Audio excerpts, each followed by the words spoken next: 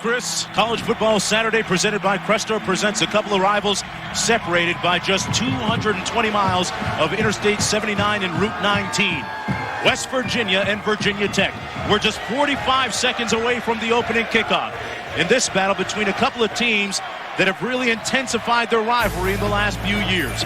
ESPN College Football on a gorgeous Saturday afternoon presents Virginia Tech trying to snap out of a two-game losing streak against West Virginia, and West Virginia, Bob Davie, perhaps facing the final roadblock to an undefeated regular season. Mark, you're right. Before the season, most so-called experts predicted that West Virginia could go undefeated if they got past two major roadblocks on their schedule. 2 weeks ago, they beat Maryland. It's only October 2nd, but on paper, today's game with Virginia Tech is the last major hurdle for West Virginia. It's not going to be easy. Virginia Tech is a proud program, and even though they've lost 2 games, they are the favorite today.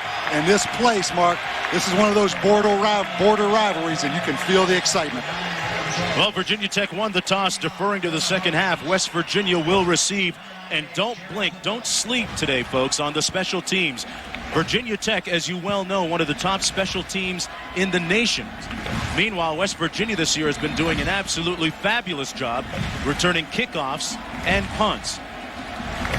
Number 9 is the guy to keep an eye on. That is Adam Jones, a.k.a. Pac-Man Jones, one of the top kickoff returners and punt returners in the entire nation.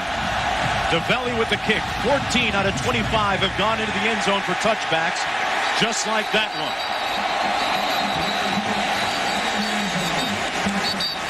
They'll start off on their own 20-yard line. I'm Mark Jones along with Bob Davie. Holly Rowe down on the sidelines. Thanks for coming aboard for the 50th meeting. Bob, last year before the game, Rich Rodriguez, coach of West Virginia, told his players in the locker room, 80 plays, 80 slugs. It's going to be a slugfest today. Well, you're right, Mark, and the truth is West Virginia is playing for more than just the chance to go undefeated. In my opinion, they're playing for the Big East Conference credibility. With Miami and Virginia Tech both going to the ACC, the Big East and West Virginia have taken criticism for their level of play. There's a lot at stake today.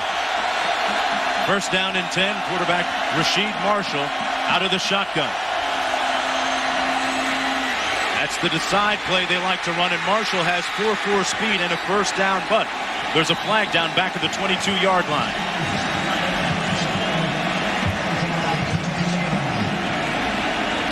Rasheed Marshall will get to the edge, and when he does, he can be lethal.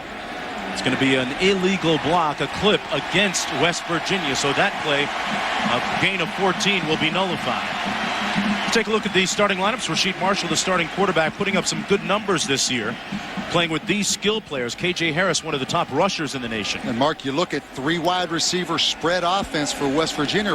We introduced 3 wide receivers, but it's really the running game with K.J. Harris and also the quarterback running. I think right here the strength of this West Virginia team, this offensive line.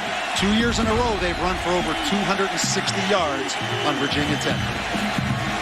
It's interesting that it's a bit of a misnomer that because they run the spread offense, West Virginia is a throwing team, a passing team, but not the case, as you just stated.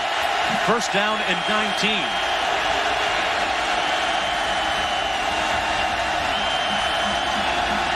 Marshall out of the shotgun. Here comes the pressure. Marshall rocked and brought down at the 14-yard line.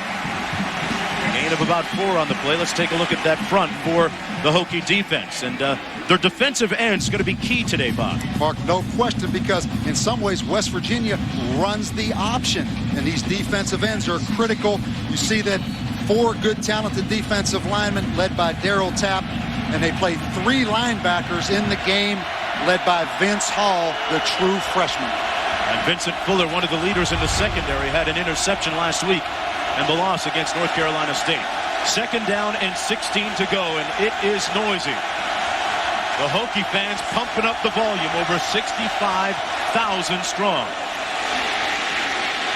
This is K.J. Harris trying to get to the edge, and he's brought down at the line of scrimmage. Tackled by Darryl Tapp and James Griffin. K.J. Harris will be a focal point of the attack for West Virginia today, a 6'2 senior, a little bit older than most of his teammates at 25 years old after playing professional baseball. K.J. Harris, Martin, made national headlines when he rushed for 337 yards against East Carolina, a game he didn't even start. 3rd down and 16.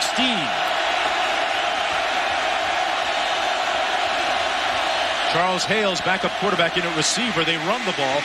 Harris all the way out to the 27-yard line, but about 2 yards short of the 1st down. Vincent Fuller making the tackle on the play for the Hokie defense. It'll be 4th down, and look out for the Hokie special teams. They came oh so close on several occasions last week against North Carolina State to blocking a punt. The punter this week is Phil Brady for West Virginia, averaging 39.4 per punt. Mike Emo is back at his own 34.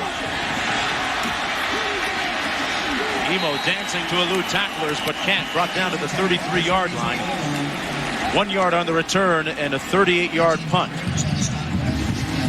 Well, the starting quarterback for Virginia Tech is Brian Randall, and frankly, he called last year's loss against West Virginia the lowest point of his football career. Mike Emo, the tailback, has been elevated from 3rd to 1st string this week. And Mark, this offense has to regroup after last week against NC State.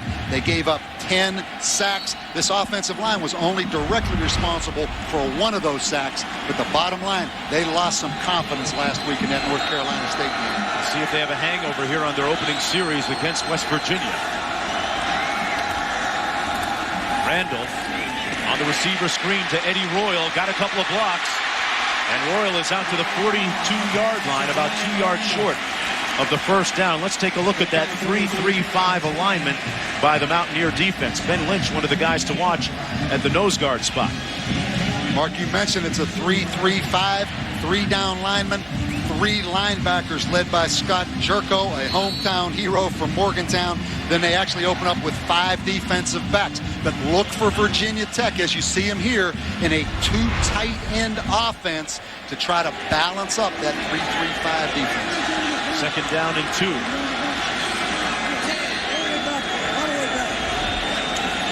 Randall audibles into a play and hands it off to Emo, and Emo has a 1st down across the 45-yard line, tackled by Jason Hardee. Last week against North Carolina State, he didn't get in until midway through the 2nd quarter, but gets the start today and gets the 1st down. Number 20, Mike Emo.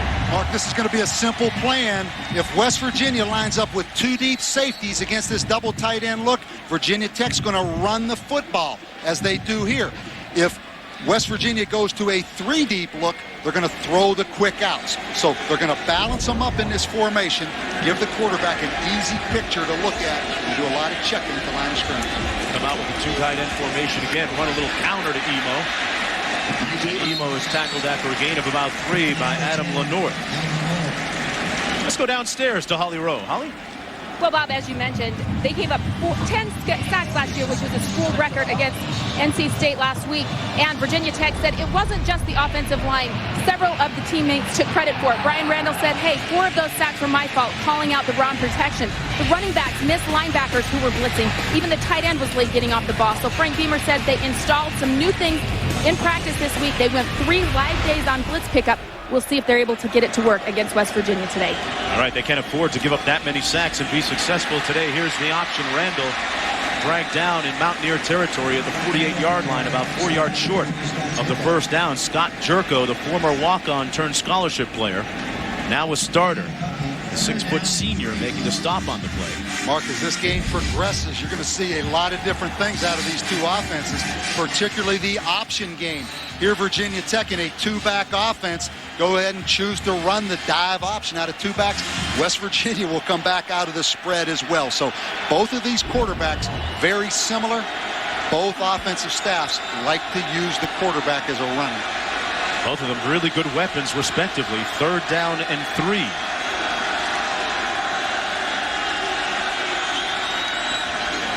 Randall has time. Incomplete, intended for Jeff King, his tight end. It'll be 4th down and 3 to go. This is an offense for the Hokies that last week racked up only 196 yards of total offense, much to the dismay of Brian Randall. Into punt, is Vinnie Burns, trying to atone for a disappointing performance last week. On the season, though, with a very healthy average of almost 44 yards per punt. And Adam Pac-Man Jones, number 9, is standing on his own 10-yard line. He has returned several kickoffs and punts for touchdowns throughout his career. And Burns continues to struggle. That is a super shank job. Mark, he has struggled since last week when he dropped the snap from center. We've watched him in pregame. This punter, Vinnie Burns, is struggling right now. Apparently not. GSM America from AT&T Wireless. How many bars do you have? You know what? Sometimes it's about as simple as what's on the grill, folks. A bratwurst, a hot dog, good music, some turkey legs, all the wonderful elements that make up this game this afternoon. Vinnie Burns, the punter, with an 11-yard shank moments ago. Still trying to shake off his subpar performance last week. First down and 10. Good field position from the 36. Little end around and read well. Chris Henry. Eddie Jackson, meanwhile, tackled in the backfield in a big loss of almost 8 yards. I'll tell you what, Mark, this Virginia Tech defense is a penetrating defense, really led by Darryl Tapp, that has 4 sacks, and he gets up the field right here, and I mean, he just disrupts the reverse. Loss of about 9 yards on the play. Excellent quickness and acceleration right there by Darryl Tapp to come upfield. Second and 19. On the little zone stretch, Harris, K.J. Harris, at 245-pound Bob. You see, he's not afraid to put his hat down and run people over as well as run around them from time to time. And Mark, the guy's 25 years old, played 5 years in professional baseball, and down on the field before the game, you and I both commented just on how mature his body is. He looks like a 25-year-old guy. Those pants are pretty full. Third down and 12. Spread it out with 4 receivers. Charles Hales, the backup quarterback, one of those receivers. Marshall to pass. Looking for a block on the edge, and Marshall brought down at the 37-yard line, 8 yards short of the first down. James Anderson making the tackle for the Hokie defense, and good pressure that time from Jim Davis. And it's 4th down for the Mountaineers. They'll have to punt once again. You see the athleticism of Rasheed Marshall, but Mark, you also see the quickness of this Virginia Tech defense. They really close right here in the open field. Once again, sets up a 4th down punting situation for the Mountaineers. Joe Brady using a one-step. Oh, what a rock! What a hit on Richard Johnson. That's going to be a penalty. A flag was thrown right away. Richard Johnson had his world rocked. A 42-yard punt and a chorus of boos now showering down on the perpetrator of the penalty. Mark, and I'll tell you something. This Virginia Tech team was motivated coming in here. Sometimes a hit like that and a shot like that, like Vaughn Rivers took, can really motivate a football team like Virginia Tech. That's definitely going to be a 15-yard roughness penalty. And Rich Rodriguez coaching up his on player. the defense. 15-yard penalty from the spot of the foul. First down. Bob, I think the game officially just got underway with that hit. You can feel the venom now down in the field as well as up here in the booth. One more look at that hit by Rivers. Got there prematurely. Johnson rocked hard. I know there's no halo rule, but like you said, that was a little bit early, wasn't it? Time out on the field. When Johnson comes to, he might need a haircut. What a hit. We'll be back after this. Come on in, boys. I'll bet you're hungry. At Applebee's, being part of the neighborhood is what we're all about. College Football Saturday presented by Crestor. Zeros on the board. Number 7 West Virginia looking for its 3rd consecutive win over their rivals Virginia Tech. And there's Richard Johnson, who got hit on that last penalty on the punt. Vaughn Rivers got there a little bit early. The nose of the ball moved out to the 36-yard line. And again, Mark, Virginia Tech in the two tight end offense. Randall checking at the line of scrimmage. Like Emo on the run out to the 38, plowing his way across the 40-yard line.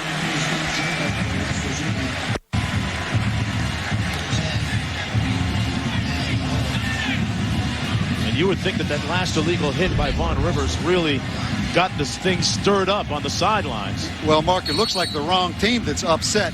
But anytime there's a big play like that in a game, a big hit, it stirs a lot of emotion. We talked about a lot riding for these two football teams. Virginia Tech, a team that's lost 5 of their last 7 going back to last year. They realize what a critical game this is for them early in this season. Second down and 6, of course, the obvious hard feelings from West Virginia because of the fact that Virginia Tech leaving the conference, joining the ACC. Randall looking for a win. Slides in safely at the 48. There's a flag thrown at the 46-yard line as Randall ducked just in the nick of time. It's going to be a hold. This one will come back.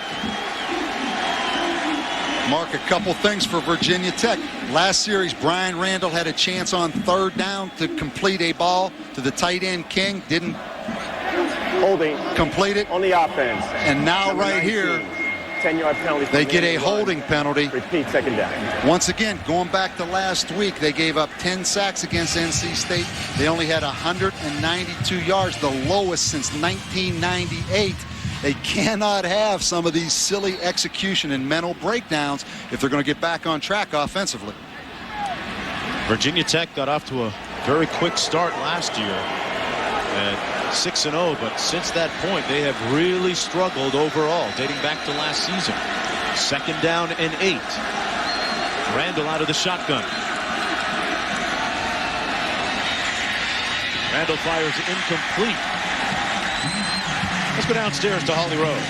Well, guys, I can say in all my years of doing this, I have never seen guys on the sideline get after each other as teammates. Jimmy Williams was pushing and shoving, even threw a couple of punches at some of his teammates as they tried to restrain him. He was frustrated with one of his teammates who missed an assignment. Bud Foster, the defensive coordinator, quickly stepped in and said, look, Jimmy, all that kid's doing is the very best he can. They've got to put that behind them and start to play as a unit. They can't afford to be fighting each other here on the sideline. Well, I think Holly may not have seen that. I've seen a lot of that, Mark, and I don't think at all that should be a negative thing. These are young guys, emotions run high, and as long as they all want the same thing, and that is a win today, then I don't think it's necessarily a bad thing. Randall back to pass out of the shotgun. Fires incomplete at midfield, intended for Josh Hyman, broken up by Jamal Adai. Now, Mark, it turns to Vinnie Burns, the punter from Virginia Tech. Normally, Frank Beamer coached teams. Beamer ball known for great special teams execution, but this guy is struggling. It all started with a drop snap last week from center. He shanked really 2 of his last 3 punts we've seen. Vinnie Burns, for the last 2 years running, has been a finalist for the Ray Guy Award, which is symbolic and given to the best punter in the nation. See what he does here. A low-line drive punt. Pac-Man Jones at the 20. Eating up yards like those little dots, and Pac-Man out to the 37-yard line, right up the middle. And a late flag thrown after this play as well. Another flag. A 42-yard punt. And 17 on the return by number 8, Adam Pac-Man Jones. Dead ball. Personal foul on the defense. Number 49.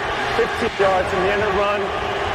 First down. Mark, this is a frustrated Virginia Tech football team right now. Let's go back to Reese in the studio. All right, Mark, and Taco Bell is going to take us down to Doak Campbell in Tallahassee, North Carolina, and Florida State. Tar Heels, one of the poorest rush defenses in the land. Liam Washington making them pay. Seminoles on top. Wyatt Sexton, as you know, at quarterback, rather than the injured Chris Ricks. Action in the ACC, and of course, as we mentioned a moment ago, Virginia Tech now a member of that conference. The Mountaineers trying to send them off with a parting gift here in this rivalry game. First down and 10. K.J. Harris, the single back. Harris stopped up at the line of scrimmage at the 48-yard line. We spoke with Harris a little bit earlier, asked him what he'd be bringing today to the contest. He said, Mark, I'll be bringing sweat, grass, and W's. Well, he doesn't lack for confidence, Mark. And when he left pro baseball, he went to Garden City Community College in Kansas. And if you've ever been to Garden City out there in West Kansas, he's paid his dues, because that is not a real attractive place. Second down and 11, Bob. Colson in for K.J. Harris, who limped off after the last play. Rasheed Marshall showing his elusiveness down to the 44-yard line, where Eric Green makes the stop on him. They've got about 7 yards to go. It'll be 3rd and 7. And Harris out of the ball game, a source of concern, you would think, for West Virginia. He's been battling an injured hamstring for most of the season. Mark, they do have depth at tailback. Jason Colson, number 24, and Brian Wright, a walk-on that they really like. But you're right. I mean, the health of K.J. Harris is critical. Right now on the sidelines on 3rd and 7. Virginia Tech wary of Marshall's deep shots. He can throw it deep well. He throws here and overthrows his intended receiver, the backup quarterback, Charles Hales. And it'll be 4th down. That was his first pass attempt, but hold on a minute, folks. Another flag down on the field. There have been several of them this afternoon. This one looks like it's going to go against West Virginia. The Mountaineers. Dead ball. Personal foul on the offense. Number 6. 15-yard penalty from the previous spot. 4th down. That penalty against Eddie Jackson. And Mark, we talked about in the open, so much riding on this football games. These two states border each other. Virginia Tech leaving, going to the ACC. West Virginia, a chance for an undefeated season, if you're totally honest, if you look at their schedule. And Virginia Tech struggling 5-7. So emotions really running high today. A lot at stake in this game, and you see it with these personal foul penalties. Back in West Virginia and Morgantown, they got a tradition of burning couches in Morgantown after a big win. They want to burn a whole bunch after this one. And this punt going to go to Mike Emo at the 9. Emo getting upfield. Tremendous amount of linen once again littering the pitch, as Emo is brought down to the 26. A 50-yard punt, and a good one by Jim Brady, a former teammate, interestingly enough, of Mike Emo in Virginia high school football. Brady got off a nice boot of 50 yards. Legal block in the back on Virginia Tech. 10-yard penalty from the spot of the foul. 1st down. Seen a lot of penalties today. Virginia has won the last 2. Virginia Tech, though, had won 7 in a row before that. It used to be a bit of a homecoming opponent. Now this is a rivalry. Applebee's and Singular Wireless. Welcome back, everyone. Lane Stadium, Forsham Field, a packed house of over 65,000 on hand to witness this, the 50th edition of Virginia Tech against West Virginia. Virginia Tech looking at 1st and 10 from their own 12-yard line. King and Mazzetta in another 2 tight end formation for the Hokies. Play action.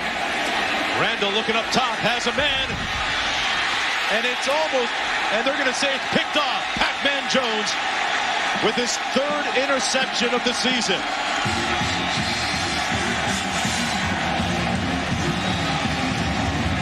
Mark, that had a chance to be a home run touchdown pass to David Clowney, number 87, down the seam. But Brian Randall was a little bit late getting rid of the ball and underthrew the ball. He is wide open right now. You see the ball is underthrown. Gave Pac-Man a chance to come off of the guy he was covering and actually make the play. That should have been a home run touchdown right there. That's the 6th interception as a result for the West Virginia defense this year. K.J. Harris back in the ball game, the deep back out of the eye on 1st and 10. Harris going to try it. Out to the 49-yard line, tackled by Jonathan Lewis.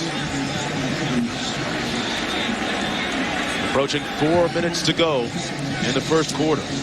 Mark, when you watch this play-action fake by Virginia Tech, and I want you to watch Clowney go down the field on the post route, this should have been a touchdown. Right now, that ball should be released. But because he holds onto the football a little bit too long, it allows Pac-Man to come clear from the other side. So Brian Randall right now struggling a little bit, Mark, at quarterback, in my opinion, for Virginia Tech. Rasheed Marshall has only thrown the ball once. This is his second attempt and complete. McQuell Henderson near the first down at the 45-yard line. It depends where they'll mark his forward progress. From our vantage point, he appears to be just a little bit short. Marshall with a nice strike that time, Bob. Mark, and I'll tell you what, there is no love lost on this football field. If you look down there right now, the receiver, McQuell Henderson, his helmet came off. But what I really noticed was Virginia Tech's defense swarming to that football on that jailbreak screen. All the focus was on the Hokie offense and their lack of productivity last week. But all in all, their defense had a pretty good day against North Carolina State. It'll be 3rd down and 1, it looks like. Mark, but I go back to Brian Randall early in this football game for Virginia Tech. He struggled last week against North Carolina State. He got sacked, which always makes quarterbacks lose a little bit of confidence. But he looks unsettled to me right now. He needs to make some plays, get his confidence back. And the nightmare continues, Bob, for Randall. Last year in the game against the Mountaineers, he threw 3 interceptions and had a fumble as well. Called it the worst day of his football career. And off to a very inauspicious beginning here. Interesting on this 3rd and short, Mark. West Virginia, Rich Rodriguez, always known as a shotgun team. He used to be in the shotgun 80% of the time, but now he has the quarterback under center. He's doing a lot more of this. It's about 50-50 shotgun or under center. See what they do here, Bob, on 3rd down and 1. Harris is the deep back out of the eye. They have a fullback in. And Marshall keeps it himself. I'm not sure that he got it. Mark, he didn't make it. He did not make it.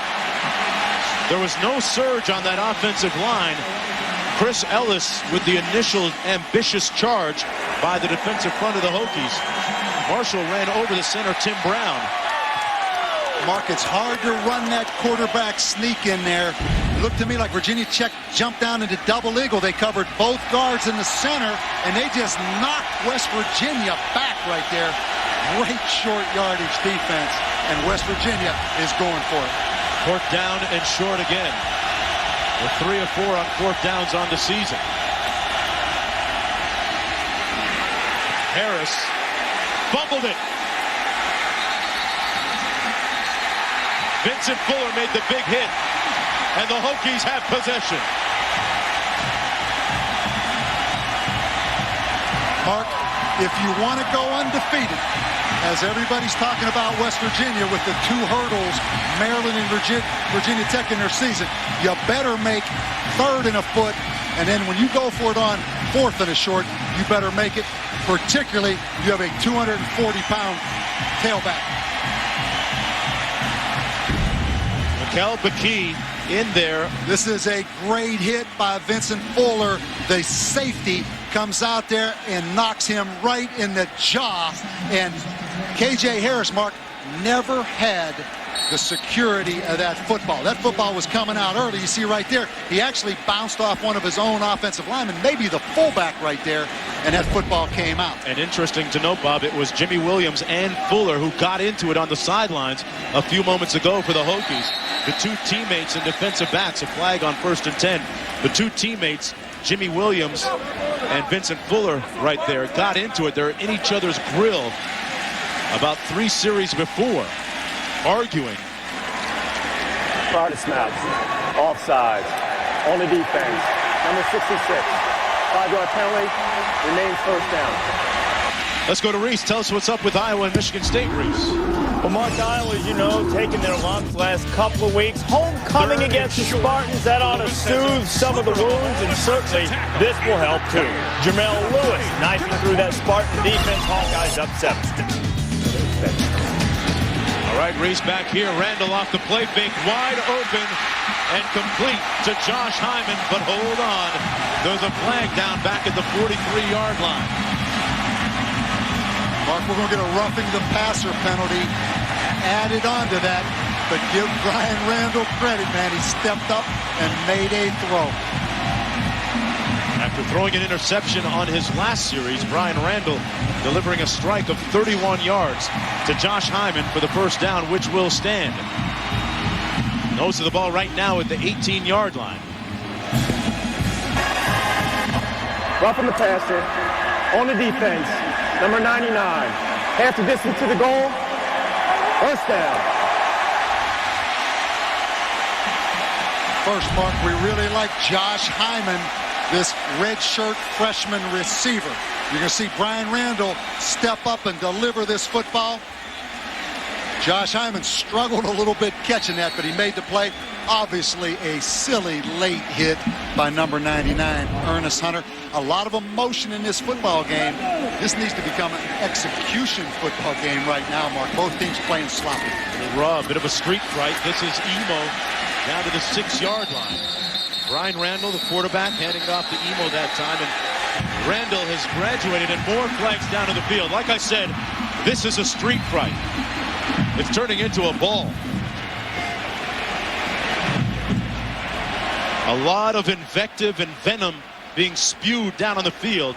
That time, McLee and Emo got into it. Emo obviously taking exception to the late hit. Dead ball. Personal foul on the offense.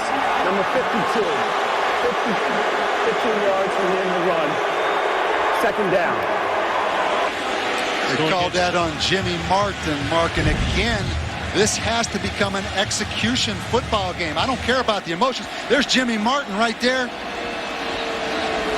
That's a different kind of execution. Now, wait a second.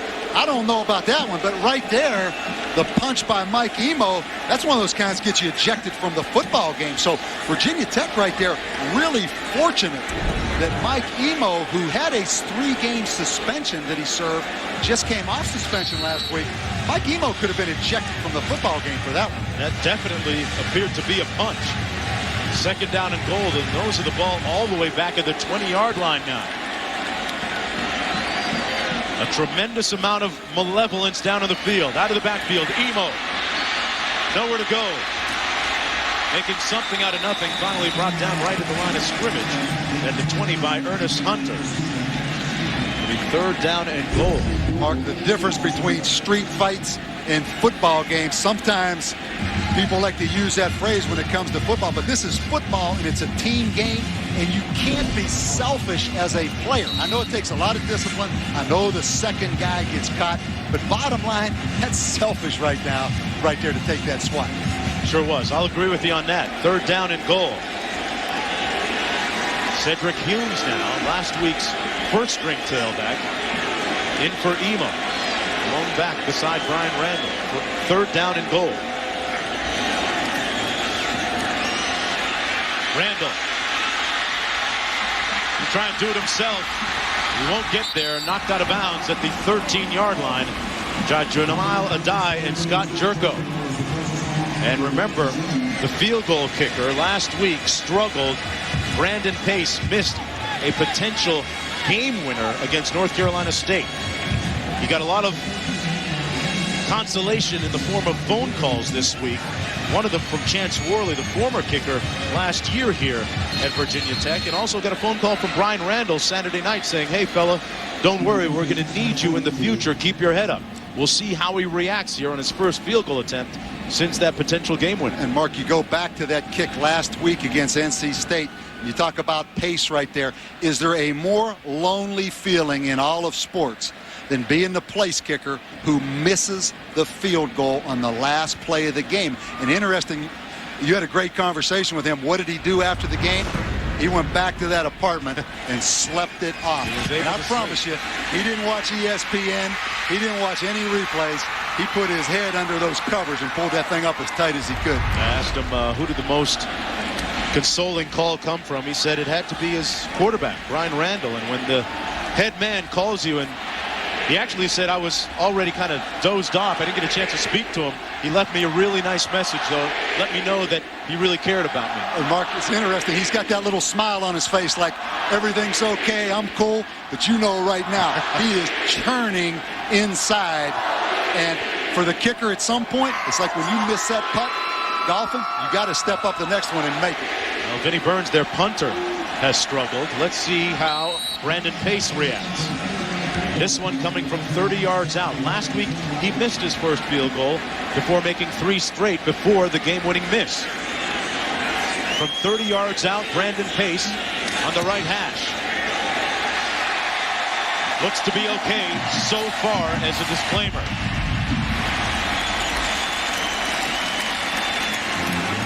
Well, he can watch the ESPN replays tonight, Mark. So far, so good. 3-0. The Hokies take the lead. Plenty of great football to come your way on ESPN. Later, primetime on ESPN, number 9 Auburn taking on number 8 Tennessee at 7:45 Eastern time. This game can also be seen in stunning high definition on ESPN HD. What about the quarterbacking story? Tennessee had Schaefer starting the first game of the season. We did that against UNLV. Now they go to Eric Ainge. Mark, that's a great game because not only does it have great X and O matchups with Tennessee's coaches trying to call the plays at the line of scrimmage based on what defense Auburn is, but just the personal matchup and the intrigue, the dynamics of the two freshman quarterbacks. Eric Ainge, for the first time, Philip Fulmer's named the starter. So you know there's one disappointed quarterback, one quarterback and one family maybe second guessing a little bit. What you don't want is your whole half of your football team disappointed, second guessing a little bit. And sometimes those rotating quarterback things turn into that. So a lot of dynamics to play out tonight in Knoxville. Philip Fulmer with a big decision on his hands, and 22 seconds to go in a very contentious first quarter. It's going to be Pac-Man Jones 2 yards deep. He already has an interception in this game. Pac-Man, fearless, undaunted, down to the 25-yard line. Let's go back to Reese in the studio. What about that homecoming game for the Hawkeyes? Homecoming? Well, they're celebrating. Everybody's going to hop on a float here, and Drew Tate's going to float one out to Ed Hinkle. Tate, who threw for 270 yards against Michigan last week. That was an easier catch than Ed had in the end zone against the Wolverines. 14-0 Hawkeyes over the Spartans. All right, thanks a lot, Reese. And Hokie defense on the sideline, offense on the sidelines right now. 1st and 10 for the Mountaineers. Unable to move the ball so far in the ball game. Rasheed Marshall, 1 of 2 passing for 5 yards.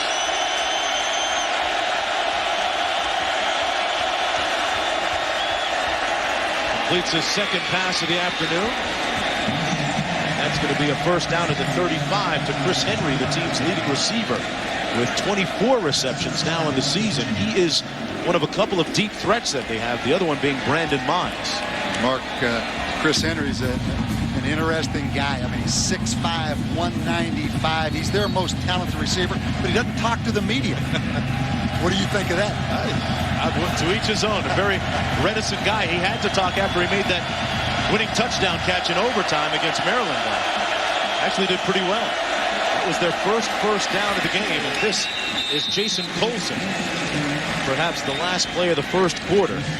Nolan Burchett making the stop for the Hokie defense. And speaking of the Hokies, they say that revenge is a dish best served cold. Well, you know what? They've been cooking with ice this week. Getting everything ready.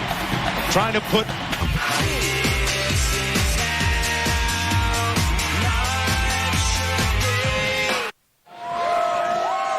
Welcome back, everyone. College Football Saturday presented by Crestor. Virginia Tech leading 3-0. Hey, this is the type of game that'll make a coach's cholesterol shoot up. They'll need a little bit of Crestor. 2nd and 7. KJ Harris didn't appear to be in full stride. Wonder if he's still as healthy as he needs to be. Let's go downstairs to Holly Rowe for more. Well, Mark, you're absolutely right. KJ Harris hyperextended his knee. He also slightly sprained that ankle. Now, we've seen him trying to walk it off and run it off, but he is still noticeably limping. We'll see how long he can go. For Virginia Tech, one other injury update. Eddie Royal, their starting kick, punt returner, and flanker, out with a slight concussion. We'll see if he can return.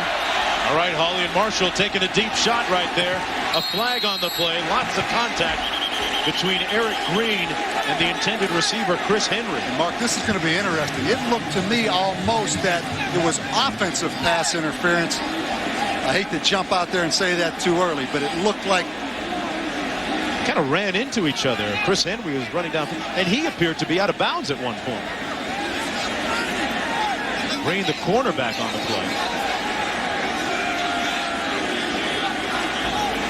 Talked about the speed of Chris Henry. Mark, that's a good matchup. Eric Green and Chris Henry. Eric Green is Virginia Tech's most talented defensive back. Up there, bails out playing man-to-man. I don't know. Now that I look at that, I could see where they could call Eric Green for that. Kind of fell into the receiver. Exactly. He stumbled. Waved off. The receiver is out of bounds when he was pushed. As I mentioned, yeah, Henry was out of bounds on the play. Mark, I think that's a good call right there. I mean, I do think that is a no call. Yeah, you'd hate to see either side get penalized on that. They'll move on to the next down. It'll be 4th and 10. And in comes the punting unit for West Virginia. If you're the Mountaineers, Bob, how concerned are you that you really haven't done much running or passing the ball yet? I think you're concerned, Mark, because as we said, West Virginia won the last 2 football games. They rushed the ball for 263 yards in 02, 264 yards in 04. Right now they have 26 yards rushing. And I think Virginia Tech's dominating the game up front defensively. 4th punt of the day for Phil Brady. A one-step shot, and he gets off a good one. Johnson back at the 20-yard line. And Johnson, who took that hit earlier on the flag, returned it 7 yards on that 45-yard punt by Brady. Well, Richard Johnson certainly seems to be okay. And let's take a look at our ESPN game track, presented by Nivea for Men. Turnover is part of the story early in the ballgame, as well as some penalties. Pac-Man Jones, the Mountaineers, with an interception, and then a fumble that time by K.J. Harris on 4th and short. And Mike Emo with a nice right cross to the jaw. A little bit of jaw jacking going on today, folks. Of course, these two teams, these two schools, fans separated by just 200 miles of Interstate 79. 1st down and 10 coming back the other way for the Hokies. Tight end Jeff King in motion. They run the counter. Emo brought down at the 30-yard line. Let's go back to Reese in the studio. All right, Mark, a team that perhaps we should keep an eye on in the ACC is Wake Forest. 3-1 against North Carolina State. Marcus Stone fires the perfect pick 6 to Wake's Marcus Magruder.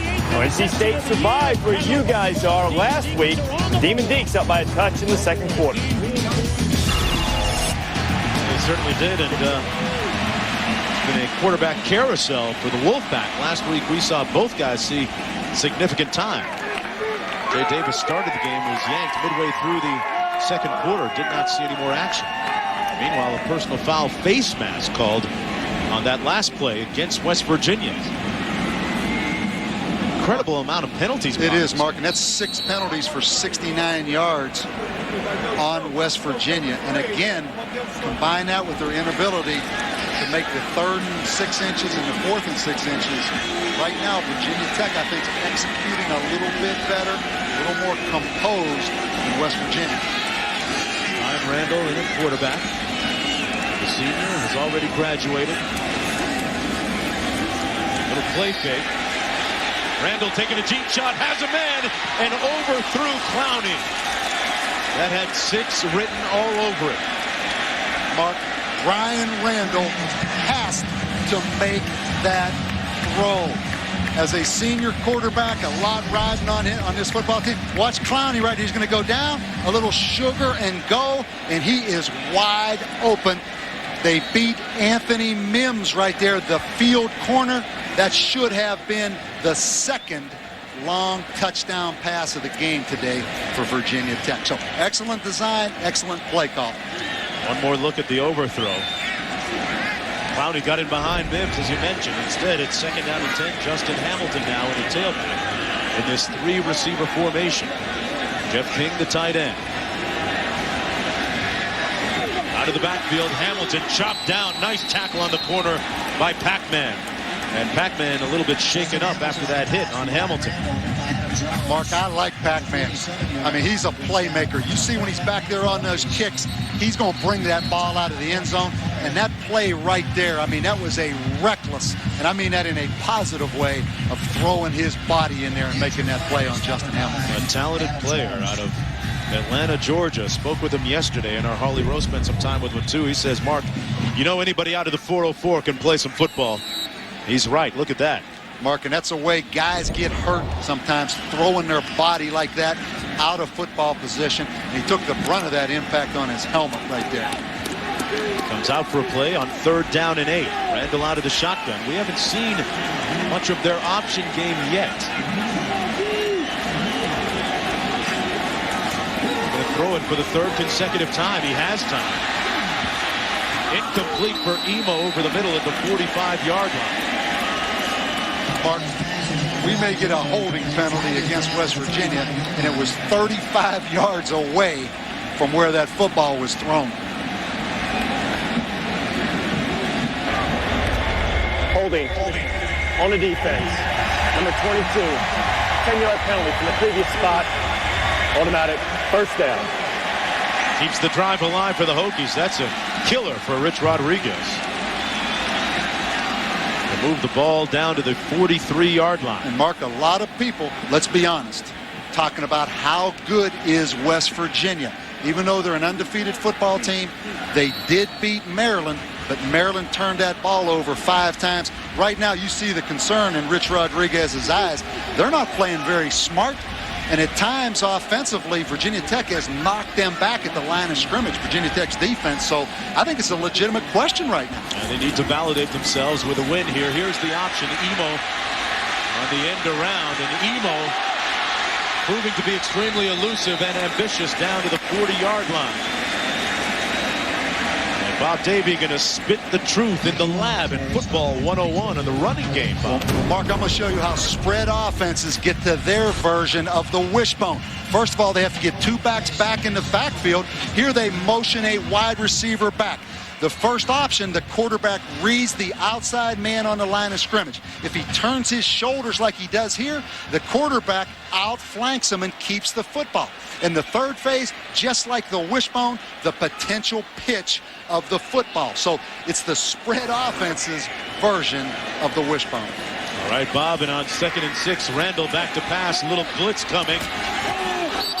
Incomplete.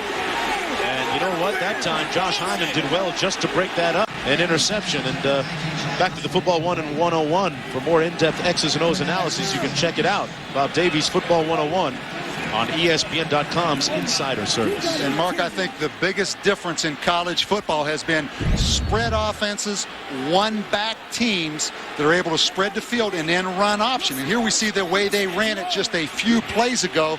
They pitched the football to number 20, Mike Emo, but they had lined Mike Emo up as a wide receiver. So the evolution of the spread offense running game. Getting different options out of it. That time Cedric Hughes ran it, and he's short of the first down. Throws the ball at about the 36. Mark, the crowd a little impatient. You think? Didn't like that call right there on 3rd down.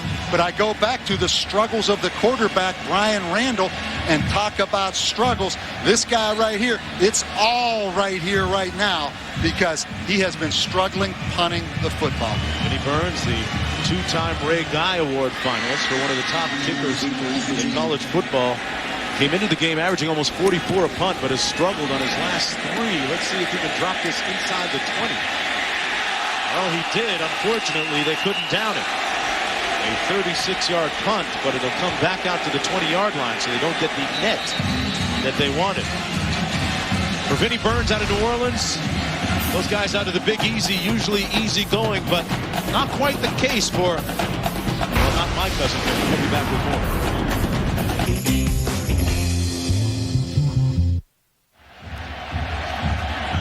Lane Stadium in the midst of a renovation and expansion, a very ambitious program as a result of the success by Frank Beamer now in his 18th year at Virginia Tech. That plus some pretty good donations from alumni. Teams combining for 126 total yards of offense versus 129 yards in total penalties. That tells the story so far. This is Colson with a nice burst off the right side near the first down to the 30-yard line. Let's go to Reese in the studio.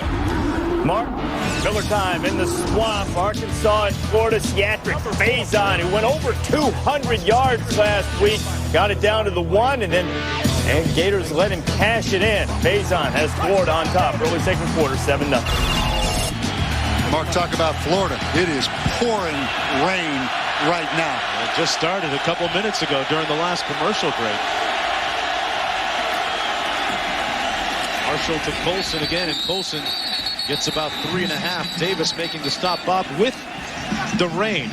With the rain coming, how does that affect the respective game plans, or does it? Mark, I don't think it does. I mean, West Virginia is really a ground-oriented team. I mean, obviously, if the turf gets muddy, that changes things. But a point here about West Virginia, I think they're struggling a little bit running the football, but they struggled last week to a degree against James Madison, who incidentally plays the exact same 8-man front that Virginia Tech plays. So they have their second consecutive week to look at the 8-man front, but obviously better personnel on the field today with Virginia Tech's defense. A different level of opponent. This is Colson again out to the 38. It's going to be a 3rd down and 2 coming up. McKee making the stop on the play. Mikal McKee, a multi-talented linebacker, a 3-year starter, and a solid player. And look at the ponchos come out. And hey, sometimes you just got to take it off and let it hang. Hey, Mark, this is a rivalry game. This is a border war. I'll be disappointed if anybody leaves this stadium. 3rd down and 2. Colson, the deep back out of the eye. And go back, West Virginia could not make 3rd and a foot or 4th and a foot. This is another opportunity on 3rd and short. Marshall checking at the line of scrimmage, and this crowd senses he's checking and tries to become a factor. Marshall using up all of the play clock. It's a good thing as long as he gets them into the right play. Hands it off, nothing doing. It'll be 4th down. Apparently not the right play. And the Hokie defense plants its feet firmly in the sand once again in the grass. And takes a stand. Mark, and Virginia Tech's defensive line right now, in my opinion, is dominating this football game. And you watch up front, they're going to get a lot of penetration. And West Virginia, a team that's had success running the football against Virginia Tech the past 2 years, can't gain a yard right now. Brady's punt comes down to Richard Johnson at the 20. He runs it out to the 28-yard line, a 40-yard punt, 8 on the return. And Brian Randall going to take the reins of the offense under sloppy conditions when we come back. Flavor your night. Look at McFalls Falls on the New River flowing from West Virginia to Virginia. The high tide, a result of last week's rain caused by Hurricane Gene. And speaking of rain, started coming down about 10 minutes ago. Randall in at quarterback, 4 of 10 for 41 yards and an interception so far this afternoon. It's been a series of near misses for the senior quarterback, a grad student. And the intensity of the rain just picked up a notch or two. Emo pushed out of bounds at the 26-yard line. Go downstairs. Hey, Holly Rowe, you're not dry. No way, are you? No, guys, it came up pretty fast, but the Virginia Tech wide receivers have been scrambling here on the sideline before this series to get this stuff, tough skin, on their hands. This is a sticky substance. It makes their hands a little bit tackified so they can put tape on and it will stick. But they're using it as a little stick-em so they can make the ball stick. Guys? I'll tell you what, that better be good stuff, Mark, because the way it's raining right now, that tough skin has no chance. I mean, it is coming down right now. I'll take the rain and lay the points. 2nd down and 13. 8.5 minutes to go in the first half. Randall on a quick 3-step drop, going to throw it. Incomplete. Richard Johnson had it and had it knocked loose by Anthony Mims. It'll be 3rd down and about 3 to go for Virginia Tech. Their offense last week produced just 196 yards in that loss against North Carolina State. Mark, this is kind of an interesting game as well because Frank Beamer, a graduate of Virginia Tech, Rich Rodriguez, a graduate of West Virginia. You have 2 coaches here coaching their alma maters. Yeah, just 2 of 17 in all in the country that have that honor. 3rd down and 13. They're 0 for 4 on 3rd down so far this afternoon. Not a bad quarterback draw situation right here. That's exactly what Randall's going to do, Bob. Well, he made a nice cut and got the first down out beyond the 40 to the 42. Malik finally pushed him out of bounds, but Brian Randall a couple of weeks ago made a nifty run for a touchdown, 30 yards in all against Duke, and he shows you he can hurt you in the open field. And I think sometimes when a quarterback, particularly a guy like Brian Randall, that wants to win so badly, he's a great kid, he's struggling throwing the football a little bit, let him do it with his legs, Mark. And right there he slips and slides. And that's a great effort right there. So he's struggling throwing, but man, don't question how badly this kid wants to win, so he can beat you in a different way with his legs. First down and 10 after that pickup of 17 yards. Mike Emo, the lone back behind Randall. They drop the snap. And Randall brought down to the 40-yard line. I mentioned before he's graduated. And let's go back to our scholar in the studio, Reese Davis. That's you. Well, then, Mark, I'll drop a little knowledge on you. Cedric Benson had already become just the 19th man. You heard about that? All right, Reese. Yeah, I'll bet Texas worked on a little bit of Oklahoma's plays this week in practice. And a lot of people say you can't do that, but I think when you're playing Baylor, that's not a bad strategy right there. Get ready for that one next week. 2nd and 12, Randall over the middle. Oh, what a hit! Jamil Adai with a heck of a blow delivered to Jared Mazzetta. And we have a flag down on the play. We have seen some bone-jarring, bone-crushing knocks. Each team man-to-man intent on putting some hurt on the opponent today. Dead ball. Personal foul. On the defense. Number 4. 15 yards from the previous spot. Automatic first down. They called a personal foul on the hit on the dive. Mark, let's look at this again.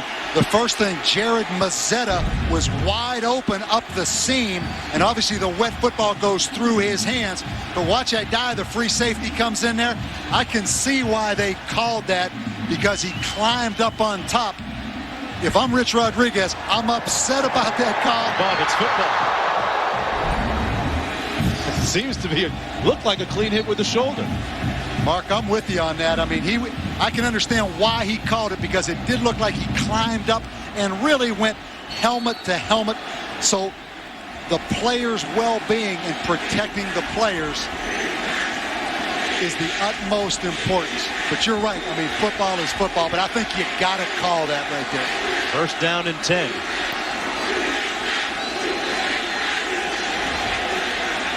Randall under the snap, hands it off this time to Emo. Nothing doing. Emo making something out of nothing, tiptoeing out of bounds at the 40-yard line. Let's go back one more time and take a look at that penalty on a dive. It didn't appear as if it was a spearing call or helmet to Mark, helmet. the only thing I would say, and I know if I'm a die right now and I'm that free safety, I'm not sure you can do this intentionally, but right here it looks like he goes high. Right there he goes airborne, leaves his feet to go helmet to helmet. I think that's why the back judge called it. If he would have run through in more of a football position, hit him in the chest, I'm with you all the way. I'm high-fiving him from the press box. But don't you agree that he elevated right there to go helmet to helmet? Respectfully disagree. Love you, partner. 2nd and 4. Mike Emo going to do it on the ground this time. Emo, and another flag thrown at the 29. Mike Emo brought down at the 26-yard line. And a look of disconsolation on his face. It appears as if the penalty is against Virginia Tech.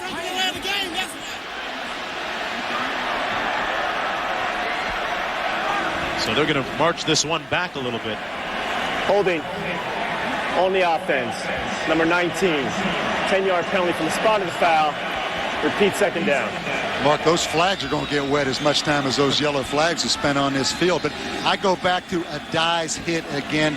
There is a helmet-to-helmet contact rule in college football, and you have to protect the welfare of the players. I mean, that tight end is hung out, and my only point to you is Adai left his feet to gain elevation to put that helmet on the helmet. But watch right here. Does he not leave his feet to get that high up on his body? But isn't it called hitting and tackling? I thought that's what football's about. He didn't hit him with the head. I agree 100%, Mark, but I don't think that he used normal football body position to make the tackle. He elevated and extended and looked intentional going helmet to helmet. Incomplete. Intended for Johnson, Anthony Mims. We've seen. But I go back to this point. I've got to talk to me, partner. Since I've been an analyst for ESPN, I'm undefeated. I've not lost a game. So whether you agree or not, I'm going to take it as a win, baby. We have seen some very hard hitting in this football game. We talked about it at the top of the show. Players to a man from both teams say that We know when we've played the other side because it's difficult getting out of bed the next day. The Sunday mornings are arduous and hard. It's a couple of Tylenols with the Cheerios and oatmeal. And try to get out of bed. Justin Hamilton in the backfield now on 3rd down and 4. And Mark, this is a Big East officiating crew. Obviously, Virginia Tech now in the ACC. West Virginia, the visiting team. Big East officials, and what a catch. Jeff King made the catch for the first down at the 28-yard line. So Brian Randall working underneath a couple of times. That time to King. Prior to that, Maceda. The one thing he hasn't been able to do is hit that deep ball, but Jeff King taking care of business. Mark, I really like Jeff King. He's their second leading receiver. He was a basketball player in high school. He's 6'5", 260, and look at the concentration right there. This kid had 1,000 points and 1,000 rebounds in high school basketball. A big-time basketball player. King, great athlete. 1st down and 10. Here's the counter. Hamilton. And Hamilton brought down to the 26-yard line. Justin Hamilton, one of several tailbacks we'll see this afternoon. Hamilton, the second string guy behind Mike Emo this week. Last week behind Cedric Humes. Hamilton, a taller, rangier tailback. Mark, Jeff King is not your average basketball player. I want to watch right here. Watch him on this counter come through. This is not your average basketball player. What do you mean average? What do you mean average basketball player? Basketball players are tough. Mark, look at this. What are you talking about? Watch this lick. I take offense to that remark. Mike Emo drilled on the 10th play of the Hokie drive. Hey, Reese, I don't think basketball players are soft. I don't know how you feel. Back to you. No way, Mark. You talk about typical basketball player. Charles Barkley on that set of the Tennessee-Auburn game. Did he look good in that Bo Jackson throwback jersey or what? It was a little tight. He could go be a tight end probably right now in the NFL, Charles Barkley. Here we go out of the shotgun. On 3rd and 8, Randall. Emo, 1st down, and then some. And then some. He wants the whole thing. Mark, I think that's coming back holding. What else is new? There's a flag down, folks, back at the 34. And it will come back. Good thing for Jerko trying to cover Emo in the open field that time. That was a mismatch. Holding on the offense. Number 52. 10-yard penalty from the previous spot. Repeat 3rd down. Jimmy Martin, the culprit that time for the Hokies. Mark, there's a beamerball.com. These fans as well have been educated that Beamer Ball is very few penalties, great kicking game. This is not Beamer Ball. Virginia Tech continues to shoot themselves in the foot with penalties. Tech now with 6 penalties, Mark, for 70 yards. Wow. And that was a killer because it nullified basically a 1st and goal situation at the 1-yard line. It sure did. And Frank Beamer going to call a timeout as the rains continue to come down. And Mark, you have to wonder if Frank Beamer's saying, hey, Big East officiating crew, we left the Big East. Is there some payback? That's a parting gift for you, huh? Back after this. Only on the Discovery Channel. A sloppy track at Lane Stadium. The home team leading 3-0. And folks, tomorrow night an NFC West matchup. On Sunday Night Football, St. Louis takes on San Francisco. The Rams offense led by quarterback Mark Bulger, the West Virginia all-time leading passer. This game also available in high definition on ESPN HD. Call your cable operator, DirecTV, or the Dish Network today. Nose of the ball back at the 36. It's 3rd down and long. 18 to go for Brian Randall. Randall has found his rhythm throwing underneath on the last several passes. See what he does here. Plenty of time.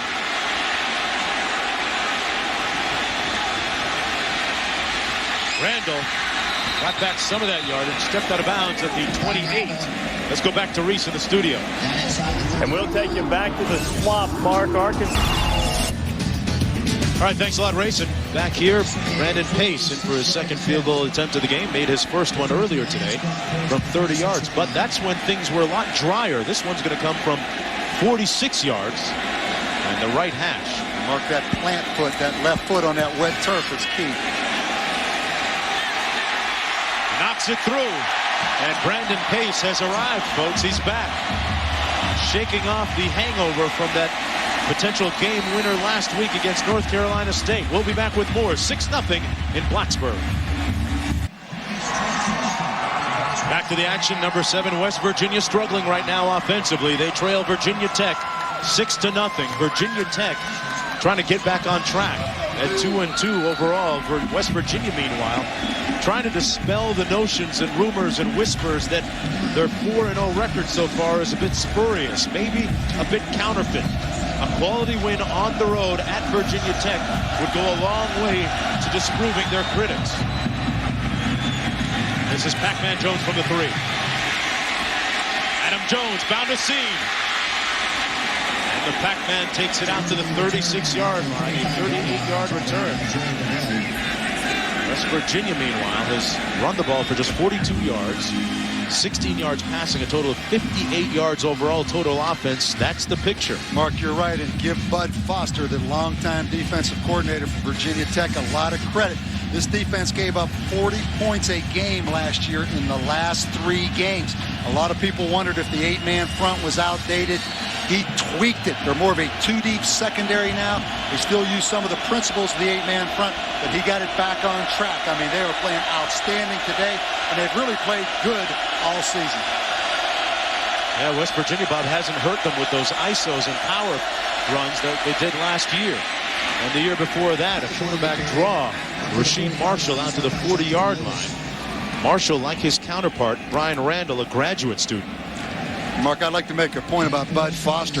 Virginia Tech really was a pioneer in a lot of ways of the 8-man front, and a lot of schools after the season would come in and visit Bud Foster. He would do a lot of clinics around the country, and I think that hurt them a little bit. People became familiar, so give him credit for staying one step ahead, making some changes, and I think they're playing great, particularly their front.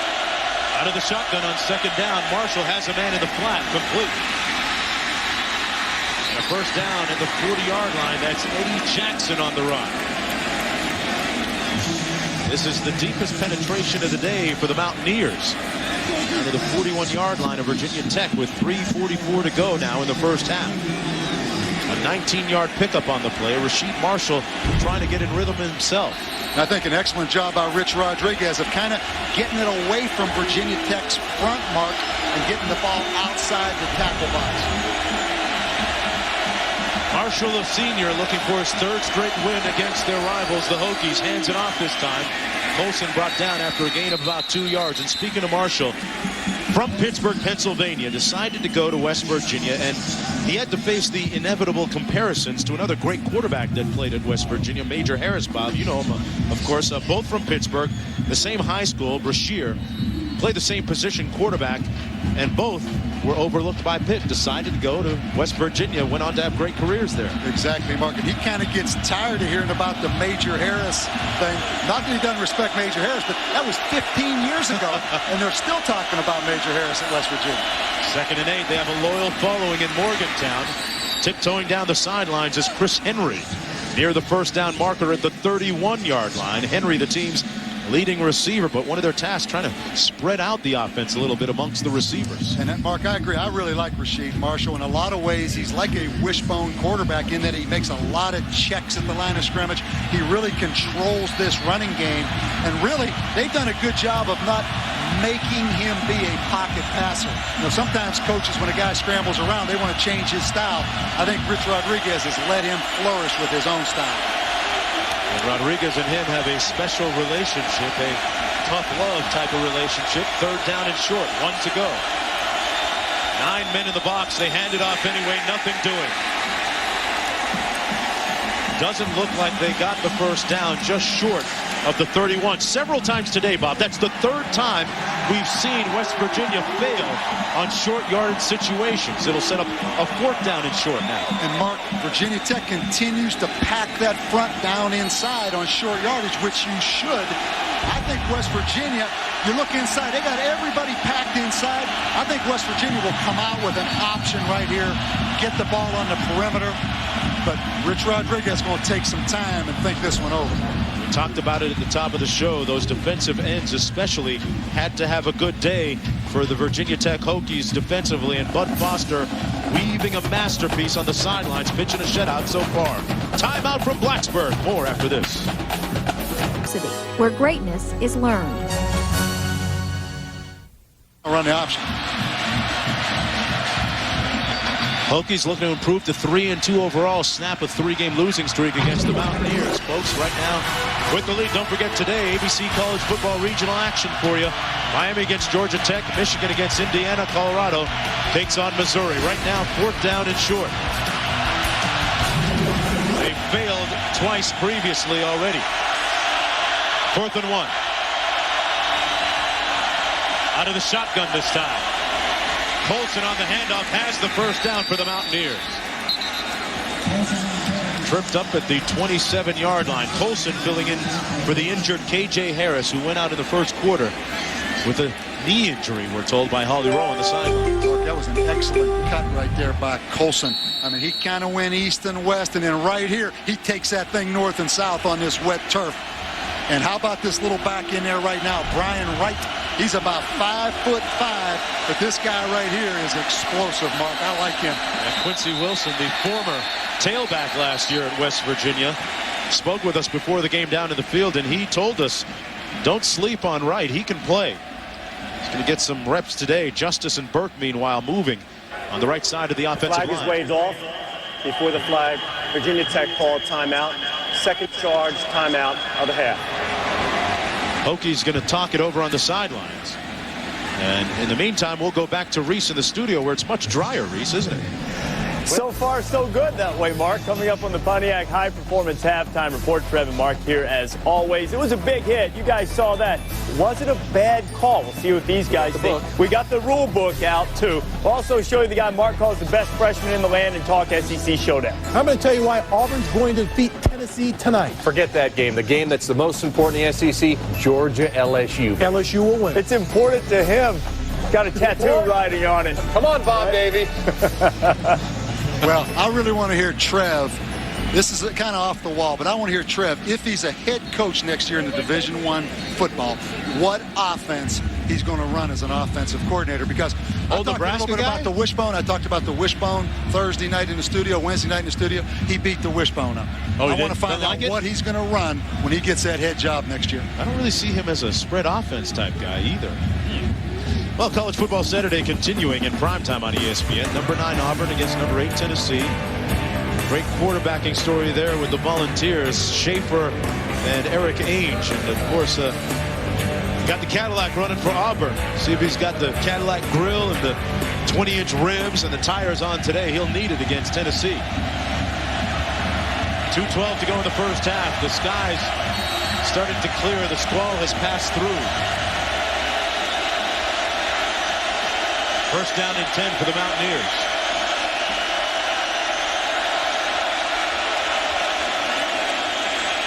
Marshall under duress. And Marshall steps out of bounds at about the 23. 7 yards to go for the first down. Good pressure by Darryl Tapp, number 55 for Virginia Tech. The defensive end, known affectionately to his teammates as Fast Forward. He plays with a high motor. You're right, and I think this entire Virginia Tech defensive front plays with a great motor.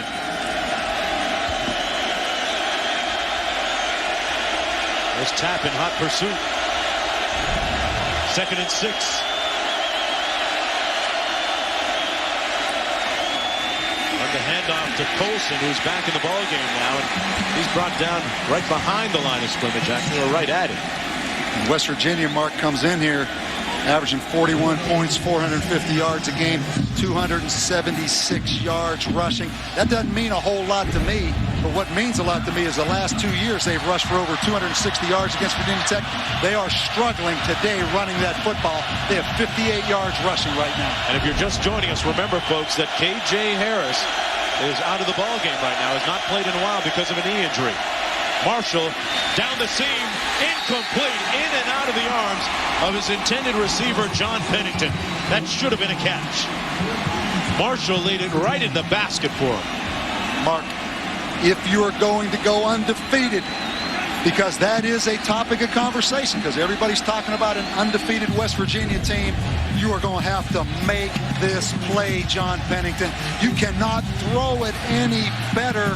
And John Pennington, Mark, is a very dependable guy. He's a walk-on, was a walk-on. That's unfortunate right there. Here's Brad Cooper, meanwhile, bound from 40 yards out. 4 of 6 on the season.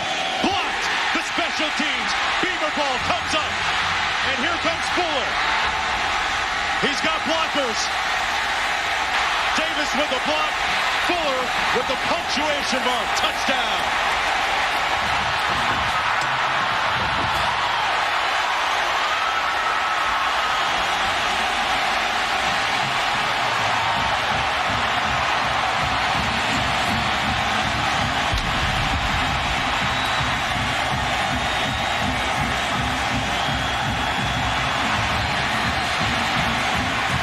Vincent Fuller, who was chastised, who was beaten up by his own teammate on the sidelines just a few moments ago, scoops up the loose ball and rambles in for the touchdown.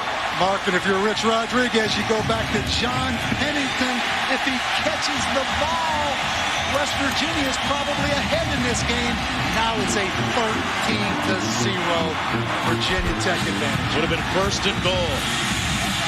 Instead, it comes back the other way. Mark, first we're going to see the block. But the point I want to make, Virginia Tech, and you see number 95, Jim Davis, get up. But I wanted you to watch the blocks as they go from defense to offense after this ball is kicked. And right here, you're going to see him pick up the football, and they get 2 blocks. Darryl Tapp gets one right there, and then down the field, Vincent Fuller gets another block right there. But going from the transition of being on defense to going on offense, score on special teams. And here's the irony of it all, Bob. You said that he got 2 good blocks. You know who threw the second one for him? Jimmy Williams. Jimmy Williams. Same teammate that was in his grill a few moments ago. Let's go downstairs to Holly. Well, guys, we were at special teams practice yesterday. Frank Beamer would have his team go through a blocked kick.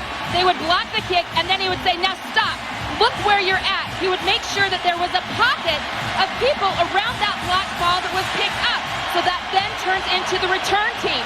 You guys, they did it execution perfect just now, but believe me, they go through it every single Friday on walkthrough.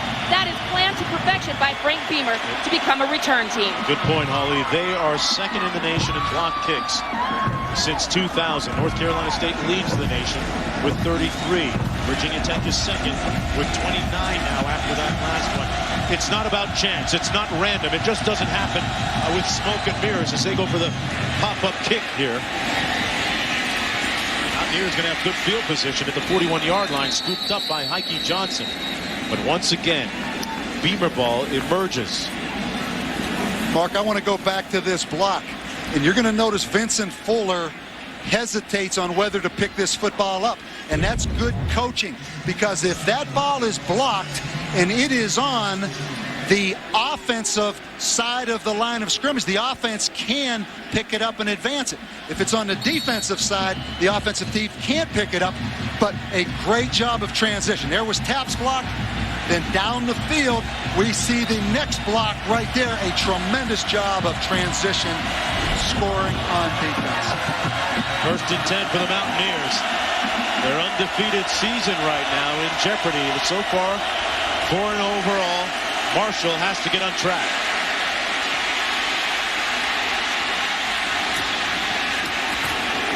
Right down to the 40-yard line, right at the line of scrimmage. It'll be 2nd down and 10, under a minute to go now in the first half. Mark, I think there's 2 storylines right now in this game. Obviously the penalties, but Virginia Tech's defensive front dominating this game. Whether it's West Virginia running the football, they're getting penetration, or kicking the football, as in on the blocked field goal. 2nd down and 10. Marshall completes the pass near midfield in a first down to number 5, Chris Henry. Henry with his 3rd reception of the ball game, 26 on the season now, tops on the team. See why you don't want to be a coach? I feel you. I feel you. Does the momentum of a game change sometimes, Mark, when you least expected. West Virginia going in to score to make it a 7-6 game. One of their most dependable receivers drops the football. West Virginia trying to score ends up giving up a score. And Bud Foster getting a little bit hot with his defensive crew. That was McKee he was into a little bit. Don't forget, coming up on the Pontiac High Performance halftime report, the big hit. Was it a bad call or not?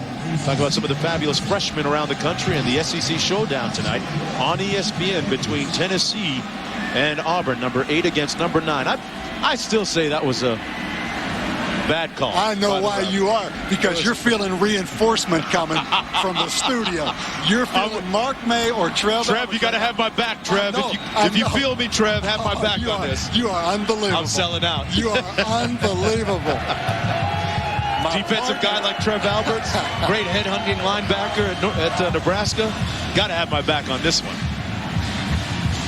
Meanwhile, back here, 13-0. And there's a look at Pennington, who dropped the pass that would have set up a 1st and goal, Bob, and perhaps a touchdown, a subsequent touchdown from the 1-yard line. Instead, the blocked field goal, the second one of the year for the Mountaineers kicker. Brad Cooper comes back for a touchdown returned by Vincent Fuller, 74 yards. Subsequently, we're looking at 13-0. Virginia Tech with the lead. And West Virginia, Mark, with 1 timeout. Obviously 29 seconds left in the half. Marshall out of the shotgun.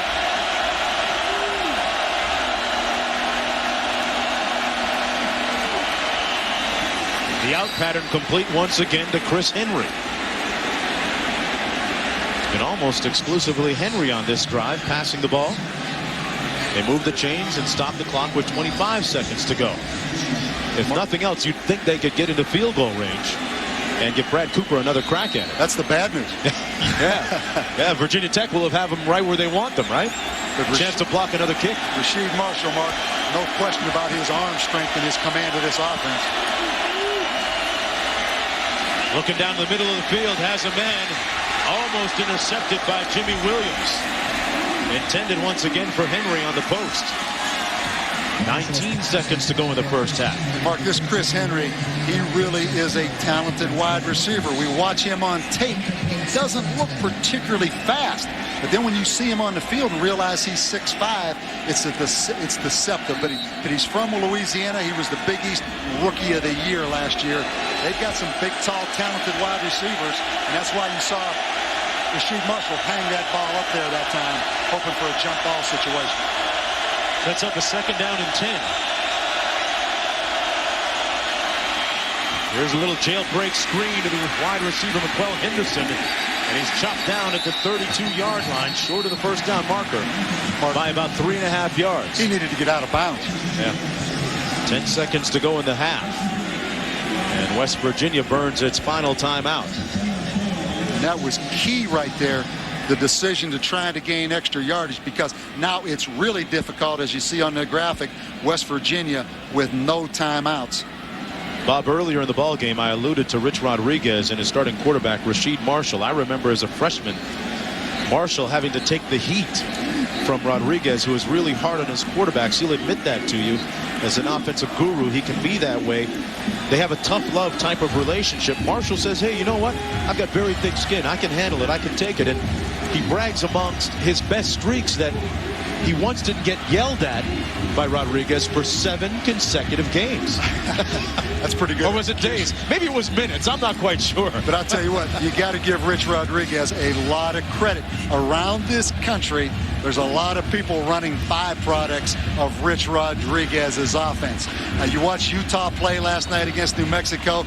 A great job of spread offense, running the football option. To me, this guy was the pioneer of all that stuff. So a lot of people are doing it, but there's one guy that really started it, and I give Rich Rodriguez a lot of credit. He was innovative. Has a great program up and running in Morgantown, West Virginia. But right now, they're 0 for 7 on 3rd down conversions. Got to get to the 28. Marshall to pass. And he put it on the ground. He fumbled it. He got the ball back, though, at the 34. Norland Burchett with the backside pressure. And that's the end of the first half. Unable to even get a field goal attempt up. The Hokie defense responding so far after 30 minutes, pitching a shutout on Marshall and the Mountaineer offense, which came into this game so prolifically. Let's go downstairs to Holly Rowe. Hey, Coach, 94 penalty yards in the first half. How do you get your team to settle down? Yeah, we got to play smarter than that. A couple of them I wasn't sure about. You know, you have to see it on film, but we just got to play smarter than that and take advantage of our opportunities. What do you see on offense that you can build on in the second half? Well, we moved some a little bit, but we're not pressing the line of scrimmage very well. We just got to execute better, particularly up front. All right, thanks, Coach. Mark. All right, thanks a lot, Holly. Our score at halftime, 13-0. Time now for the Pontiac High Performance Halftime Report with Reese. The honeymoon's over for me up in the booth. I mean, I used to get a little bit out of Mark and Trev. Now it's just... Start of the second half, Mountaineers kicking off. A lot of work to do. They trail 13-0. Here's Mike Emo on the return. Emo with a sweet weave down to the 30-yard line.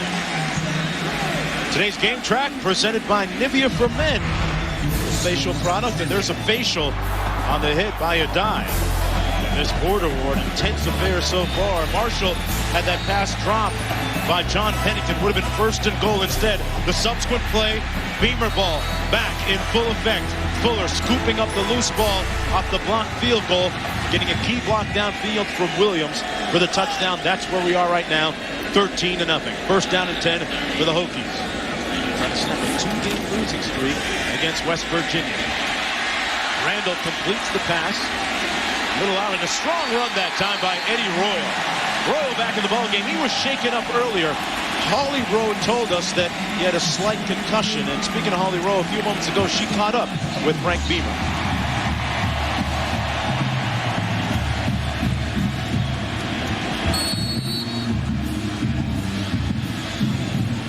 Okay, and first down and 10. We'll get back to that just a bit. I think an excellent call right there by Frank Beamer and his staff. He knows to win this football game, he has to get Brian Randall throwing the ball better, and a good, safe out route right there to get some confidence here in the second half. Royal juggled it and made the catch at the 45. Let's get a report downstairs from Holly. Well, guys, as you can see, wide receiver Eddie Royal has been cleared to play. Now, he was dinged in the first half. They were worried he might have a concussion, but he passed all of the tests at halftime and has been cleared. They need him because not only is he a starter and a flanker, but he is a key on their special teams returning. As for West Virginia, they've had a blow to their offense. KJ Harris is done for the day. They're calling it a mild knee sprain and slight ankle twist, but he will not return to the game. Mark? Yeah, that is a big blow to their offensive hopes, Holly. Royal on that last catch. Set up a second down and 6. Get it off to Emo. Found a seam over the left side of that offensive line. Running over the top of Jimmy Martin and Reggie Butler, the left tackle and guard respectively. And it's first down and 10 for the Hokies. Mark, give credit to Frank Beamer and his offensive staff. I really like the first 3 plays of the second half for Virginia Tech. The first 2 plays, they get Brian Randall some confidence throwing the football. The third play, they came back and checked against the 7-man front and ran the zone play. Again, we see them in 2 tight ends, reading the safeties right now, trying to figure out if it's 8-man front or 7-man front. First down and 10, Randall in at quarterback. Earlier today, becoming the 4th Virginia Tech quarterback in the history of the school to throw for over 5,000. Trying to rack up a few more here.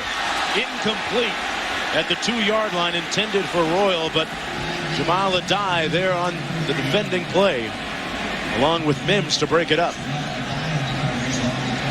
Eddie Royal, the deep threat, and the high school player of the year in the state of Virginia last year, a true freshman. Mark, you can see why he was the high school player of the year in Virginia. Again, the ball a little bit underthrown.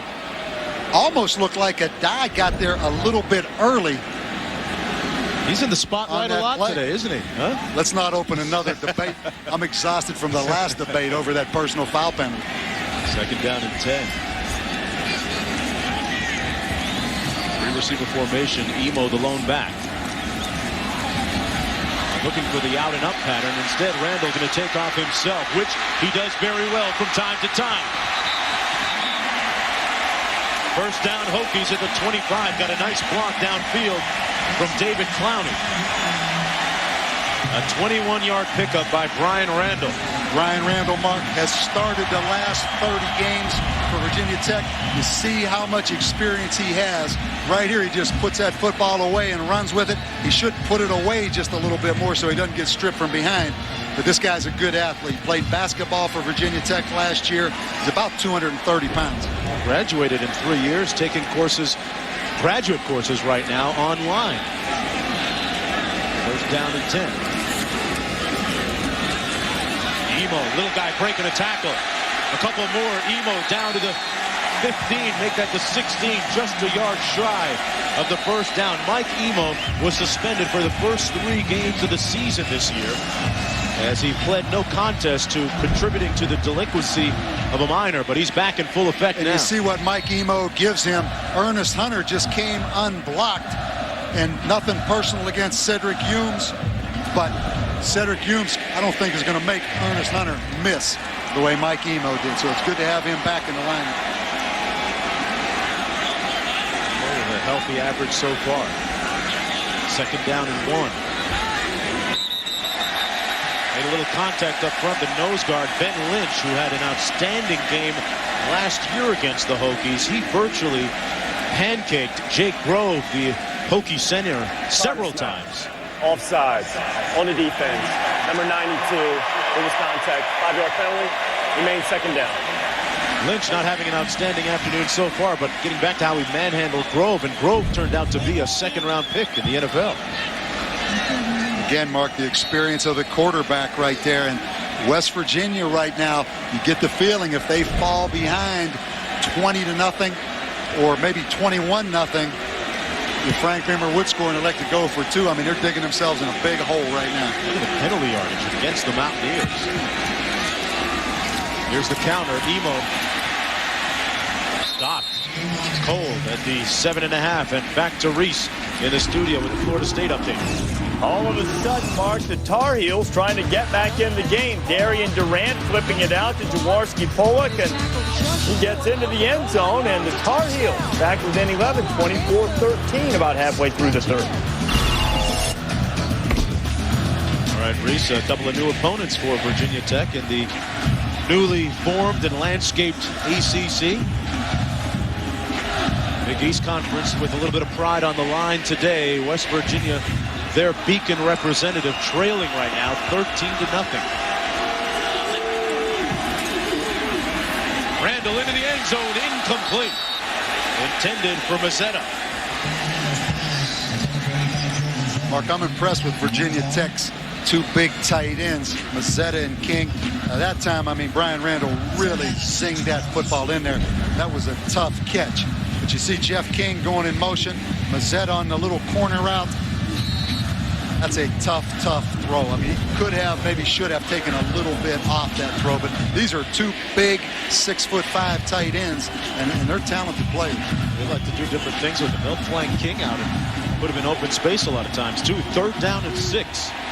A 4-receiver formation. Emo the back beside Randall. This is the 9th play of the Hokie drive. Their first possession of the half. Randall into the end zone. The fade.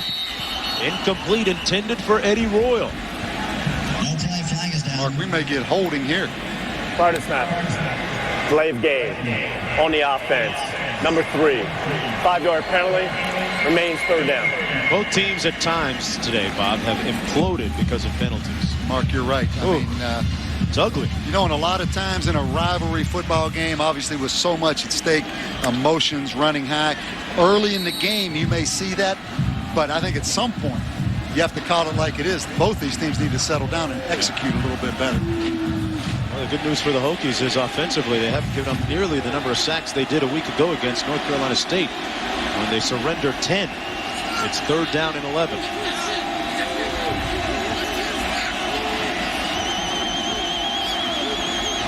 High snap, Randall. Still on his feet. Trying to improvise. Randall. Incomplete. And Pac-Man put a hit on Richard Johnson just to put his stamp on things. Could have been a lot worse. Mark, again, very, very poor execution. Back-to-back plays right there by Virginia Tech. But give Brian Randall credit. Again, you see the athleticism after the high snap of just staying alive right here. Ernest Hunter again with a missed tackle opportunity. It should have been a lot worse field position. Sets up a relatively easy field goal right here. Yeah, this one from 29 yards out. He's 2 for 2 today, a career long included from 46. And, well, you know what? You can say one thing about Brandon Pace.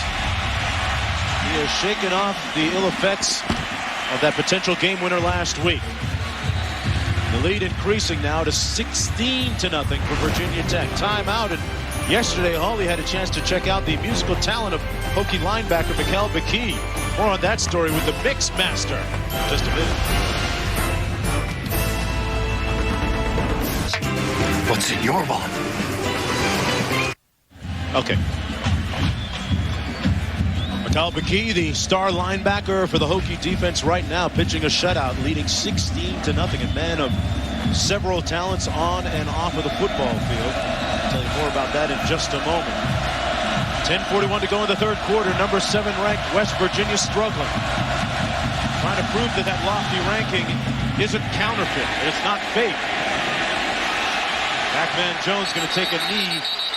And it'll come out to the 20-yard line. And speaking of McKee, let's get more from Holly Rowe. Holly? Well, guys, as you said, Mikel McKee is multi-talented. Off the field, he is a mix master. He goes by the name of DJ Next, as in on to the next thing. He's been a DJ since he was 12 years old. He said his brother was nice enough to buy him this great acoustic keyboard. He's also got some mixing equipment. He says music is what helps him relax off the field. He said, hey, I'm multi-talented. I can read offenses on the field. I can read a little music off the field. And he's looking forward to having a career in music when his football career is done. All right, Holly, and right now his keyboard is the football field. Doing a nice job on it. Marshall going up top, has a man. Henry out of bounds. Incomplete. Vincent Fuller stride for stride with the speedy Chris Henry. Mark, you get the feeling with K.J. Harris on the sidelines, but I think even more so because Virginia Tech's defensive front dominated play in the first half. West Virginia is going to have to throw this football. Do you think they've abandoned the running game? Well, I don't think they abandoned yet. They're only down really 2 touchdowns and 2 two-point conversions. They have to mix it up, but they're going to have to throw the football, obviously, to win. Marshall on a little option, kept it himself, and he put it on the ground. He fumbled. West Virginia got it back, so say the officials. Those are the voices that count at the 21-yard line. It'll be 3rd down for the Mountaineers. And a really perplexed head coach, Rich Rodriguez, in his 4th year at the helm. What do? Their star tailback, K.J. Harris, out of the ballgame. Mark, they do have talented wide receivers, and they have a lot of depth at wide receiver. And I think that's going to be the factor here in this second half. Their ability to throw the football against this Virginia Tech defense. Marshall under heat. Steps out of bounds at the 25, no first down. And it'll be 4th down for the Mountaineers. Mark, I'm curious what that flag was for on the sidelines right there. Sideline warning on West Virginia. 4th down.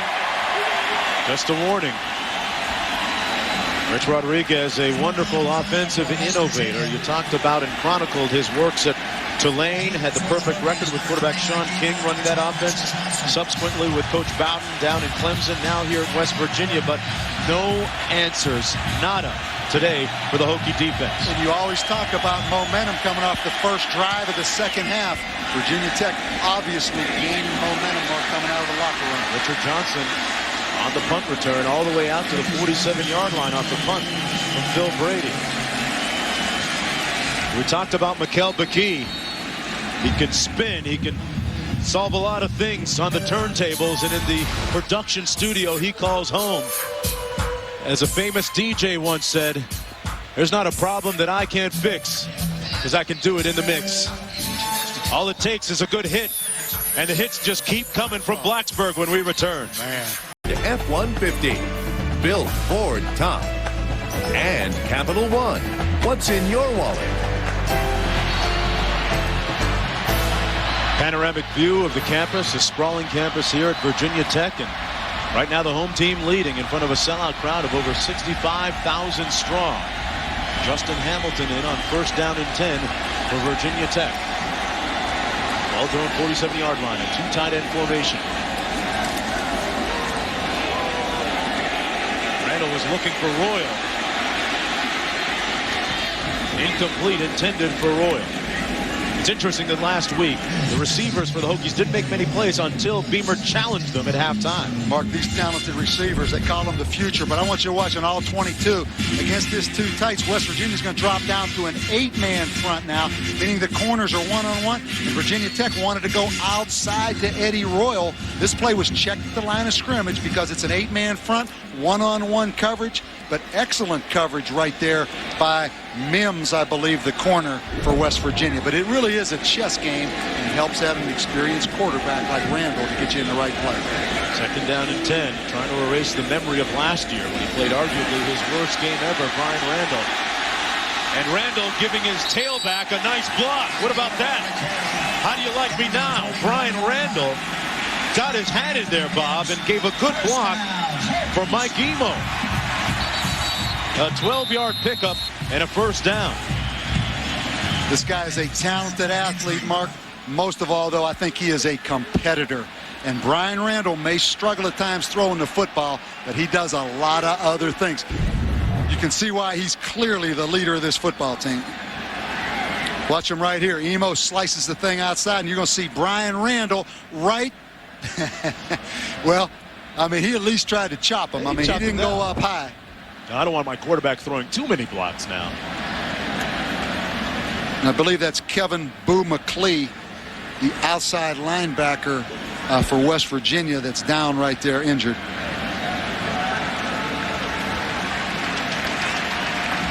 No, excuse me. It's a die, limping off the field, and good to see that he's back. He was the one involved in that hit earlier, a very controversial hit. A much discussed controversial hit. Nose of the ball on the 40-yard line. First down and 10 after the run by Emo. Come out in two tights again. King and Mazzetta. Emo skipping it up in between the tackles and tackled at the 37-yard line. Mike Emo, one of the top players in the state of Virginia a few years ago before he came out. A great kickoff returner as well as good punt returner. And I asked him about his struggles in serving that 3-game suspension. He said he relied a lot on his family members and his teammates to keep him involved. Got through the whole ordeal, and he's back on the football field. Second down and 7.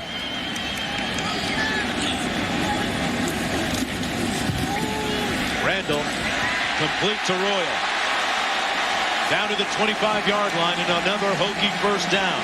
You can sense the offensive momentum building just a little bit for Virginia Tech. And you also sense the quarterback, Brian Randall's confidence in the passing game improving, Mark. And it helps when you've got receivers like this. I mean, this young receiver right here is a talented young guy. Catches that football with his hands. Once again, he was the high school player of the year in the state of Virginia. I'm talking about Eddie Royal, number 4. First and 10. Emo. Boy, the little guy can really hit it up in there. Not afraid to run between the tackles. That time brought down after a gain of about 2 yards. Mark, you know what's coming if Virginia Tech continues to really dominate this football game in the second half, as they've done since halftime. West Virginia and the Big East is going to get beat up on the fact that the conference does not compete at a real high level because Tech and Miami are no longer in it. Yeah, they got a couple of departures in those two aforementioned teams, and Cincinnati, Louisville, South Florida joining the conference in time next year. Second down and 8. A little counter play. Now Cedric Humes, and Humes is brought down just shy of the 20-yard line by Adam Lenore. West Virginia thought to be on its way to a maybe undefeated season if they would get by this one. Look at their remaining opponents. Yeah, Mark, it's amazing how things change. I like Connecticut. Just watching them the other night on television, they're an impressive football team. I do think this. With the emergence of Connecticut, I think people around the country respect what they're doing. And with Louisville, an undefeated team right now that's going into the Big East, I think that gives the Big East some credibility. So today's a big game, but Connecticut and Louisville, I think, are helping the Big East right now. You know, Rutgers with Greg Schiano at the helm has really done some nice things. They seem to be on the verge, getting some good recruiting classes. Mark, they've all done some good things, but Rutgers losing to New Hampshire hurt them. Syracuse certainly getting drilled by Purdue on national television that day on a Sunday early in the season. Pittsburgh last week, obviously they lose to Nebraska. They probably should have lost to Furman. So, I mean, it's true. I mean, it's a legitimate argument that the Big East right now is on a little bit of a down cycle. And when you take Virginia Tech and Miami out of that league, I mean, think of all the bowl games that have been lost, all the television exposure in some ways that goes with Miami and Virginia Tech. There's a lot of luster, and tomorrow night it's an NFC West matchup. Sunday Night Football on ESPN. The St. Louis Rams face the San Francisco 49ers. The Rams offense led by a former Mountaineer, Mark Bulger, West Virginia's all-time leading passer. This game is also available in high definition on ESPN HD. Call your cable operator, DirecTV, or the Dish Network. And there's a look at works of Bulger so far this season. Coached against Mark Bulger when he was at West Virginia. I mean, he was kind of a late developing player. We actually did, but you could see that the best football was ahead of him. Cedric Humes, the lone back, a little play fake. And the flat complete to Richard Johnson. A couple yards short of the first down to the 17. Anthony Mims pushing Johnson out of bounds with 7:11 to go. And this is the third quarter. West Virginia coming in undefeated on the season. 4-0, ranked number 7. Mark, I think this is a good decision right here by Frank Beamer. We're going to see Richard Johnson, who's really the glue, the elder statesman of this receiving corps, catch that ball. And I think the field goal right here is a great decision because right now it's a 2-touchdown game with 2 conversions. It's a 16-point game. This makes it a 3-score game. Well, Brandon Pace, Bob, has made field goals from 30, 46, and 29. This is from 34. And just like last week, he made 3 in a row before missing. This one is hooked wide to the left with 7:07 to go. Mark, do you really want to coach? No, wouldn't think about it. There's your field goal kicker who is hot, 2 for 2, misses a chip shot. Timeout on the field. West Virginia with the ball when we come to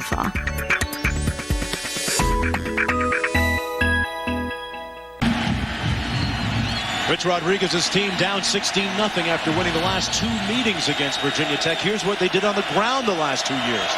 263, 264 with the aid of Quincy Wilson, who is no longer with the West Virginia Mountaineers, now in the NFL with the Atlanta Falcons. His understudy here, this is Jason Colson. For more with Q, here's Holly Rowe. We're ready? Holly? Hey, Quincy, you're not on the team this year, but they're struggling on the running game. You were so successful against Virginia Tech last year. What do you see that they could do better? They just got to keep plugging away. Virginia Tech, they're fired up right now. They just got to go in there and keep running hard, and they're eventually going to break them. What's it like for the other teammates after KJ Harris goes down? How does the team respond to an injury like that? It's hard, though, because that's their leader. You know, as a senior, they look up to him. So it's a chance for them to get in there and do their thing now. And it's a chance for them to get in there and show that they're capable guys, too. All right, hold on a sec. We'll go to the play and come back in just a moment. Mark? All right, Holly, you know, think of Quincy Wilson. You think of that great run he made last year against Miami. It was almost a game-winning run where he ran over 2 safeties on his way to the end zone. Tough running that symbolizes the type of talent they put together here at West Virginia. I love him. He's an optimistic guy. He says keep running, but they just got engulfed on that last play running. They're going to have to throw this football to win. 3rd and 6, and to throw, they have to get Marshall on track. Had time, completed the pass to Henderson at the 35, but there's a flag down back at the 17. Let's go back down to Holly with Quincy Wilson. And Quincy, you're on the practice squad with the Atlanta Falcons. I understand you and Michael Vick have a little wager today. What's that about? You know, it's a little mandatory thing if your teams are playing. They got a little friendly wager, but it's all in fun, and, you know, he's rooting for his team, and I'm rooting for my team. All right, thanks so much. Good to see you. Bye-bye. Mark, back to you. All right, now, Bob, I have a feeling they're not betting peaches and oranges. Not by the looks of some of that jewelry. I think they're betting See that chain in those earrings? They're betting some serious cheese, some Jack. Again, a holding penalty marked right there by West Virginia nullifies a really first down completion. And right now, I mean, you don't want to make a mistake if you're West Virginia, because it could end the football game if you turn it over right here. Marshall going up top for Henry. Hands were laid on, but no call, no flag. Eric Green, the defender. And it's 4th and long. In comes the bunting unit. Bob, I would think that at some point West Virginia's going to run their hurry-up stuff. They can't afford to just be very leisurely and cavalier about their offense. Mark, you're right. I mean, they are set up. They are a no-huddle team, but they use a slow tempo to try to get the play checked. It still is only a 2-touchdown game. The problem is the penalties and the misexecution on offense. Did you say penalties? Well, I think they may get 55 on that one.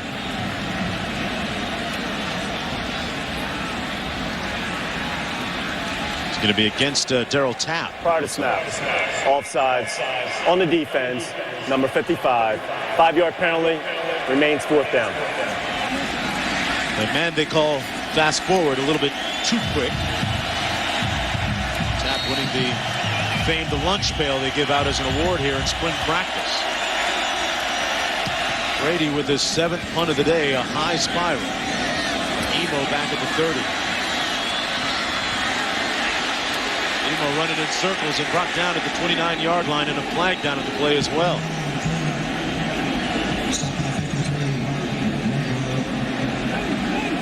With 5:23 to go.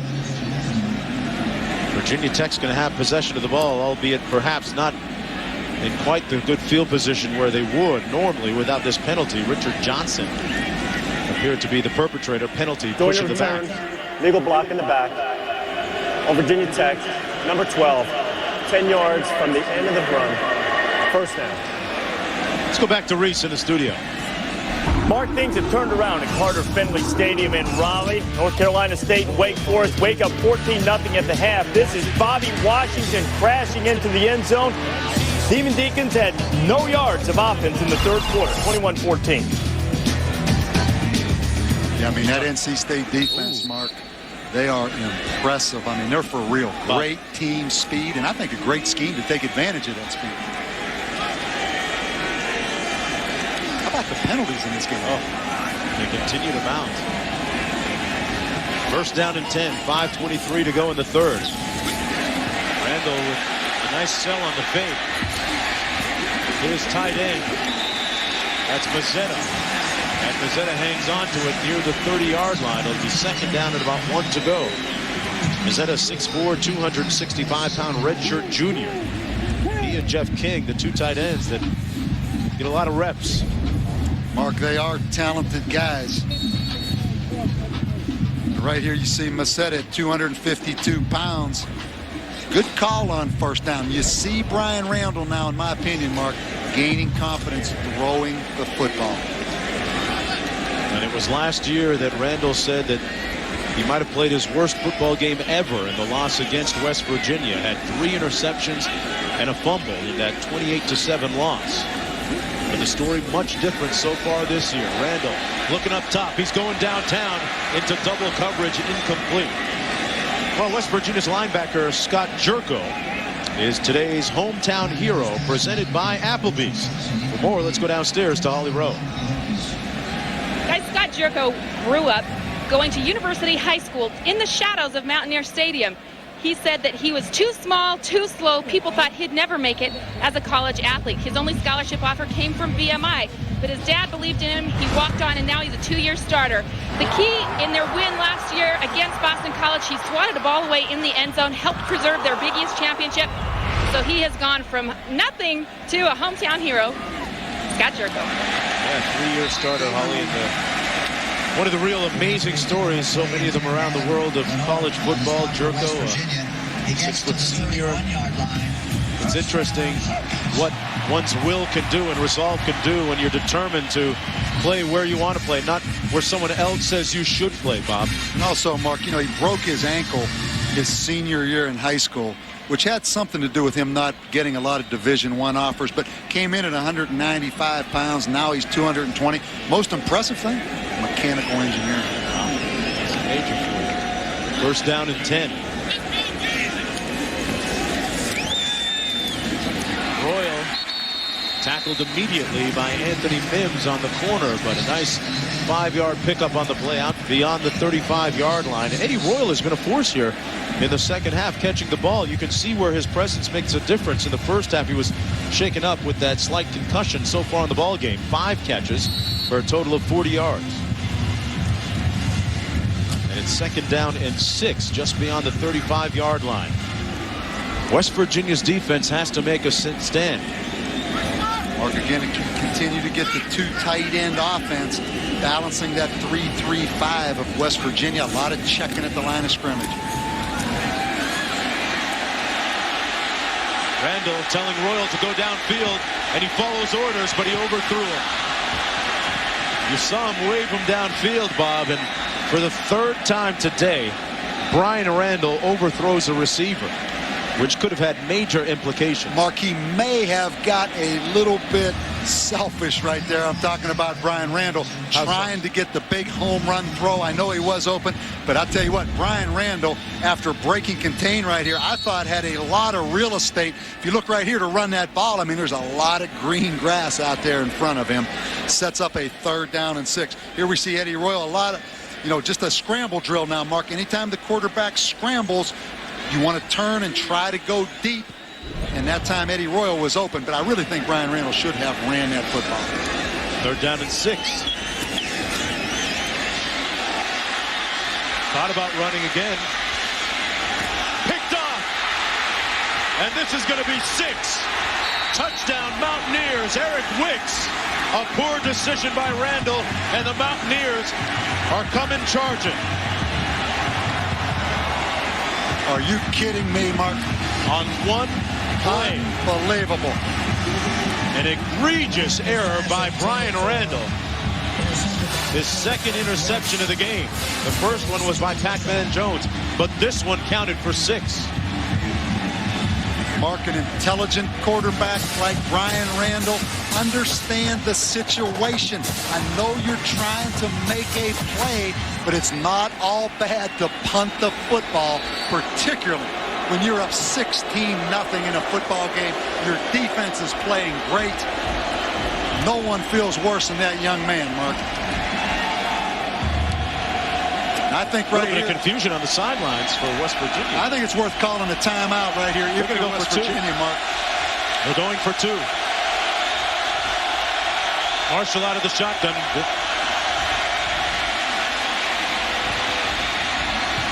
Incomplete. That thing imploded from the very beginning. They were discombobulated right from the start of that. Mark, no question. I do think Rich Rodriguez, again, should have called timeout. You could tell they weren't on sync, and that 2-point play is going to be critical in this football game. But going back to the interception, Brian Randall again staying alive with his legs. But Mark, that's almost an impossible throw. Look at him falling back as he throws the ball across the field, and Eric Wicks, a backup strong safety, takes it to the house. But Mark, he was almost falling backwards trying to throw the football across the field. I know what his intentions were, but 16-0 in that situation. It's not bad to punt the football. There you see him being consoled and coached up by his offensive coordinator, Brian Steinspring. And now, Mark, it goes back to Virginia Tech's offense getting this football. Will they be as wide open? Will they get too conservative now in their play call? So a lot of dynamics after that interception. The complexity of this football changed completely on that one play. Pride of a conference on the line, the Big East, which has been highly criticized as a result of some of the high-profile departures over the last 12 months. Their top team right now, West Virginia out of Morgantown, ranked number 7 in the country, taking on unranked Virginia Tech, but the Mountaineers trailing by 10 with 2:55 to go here in the third quarter. I'm Mark Jones along with Holly Rowe and Bob Davie, and you have a feeling now that we're going to hear more from the Mountaineers. Mark, this is not a masterpiece in any way. It's not pretty, but this could be a great finish to this football game. Emo. Mike Emo. Special teams is what Hokie football is all about. That's how they coined the phrase Beamer ball, all the way out to midfield.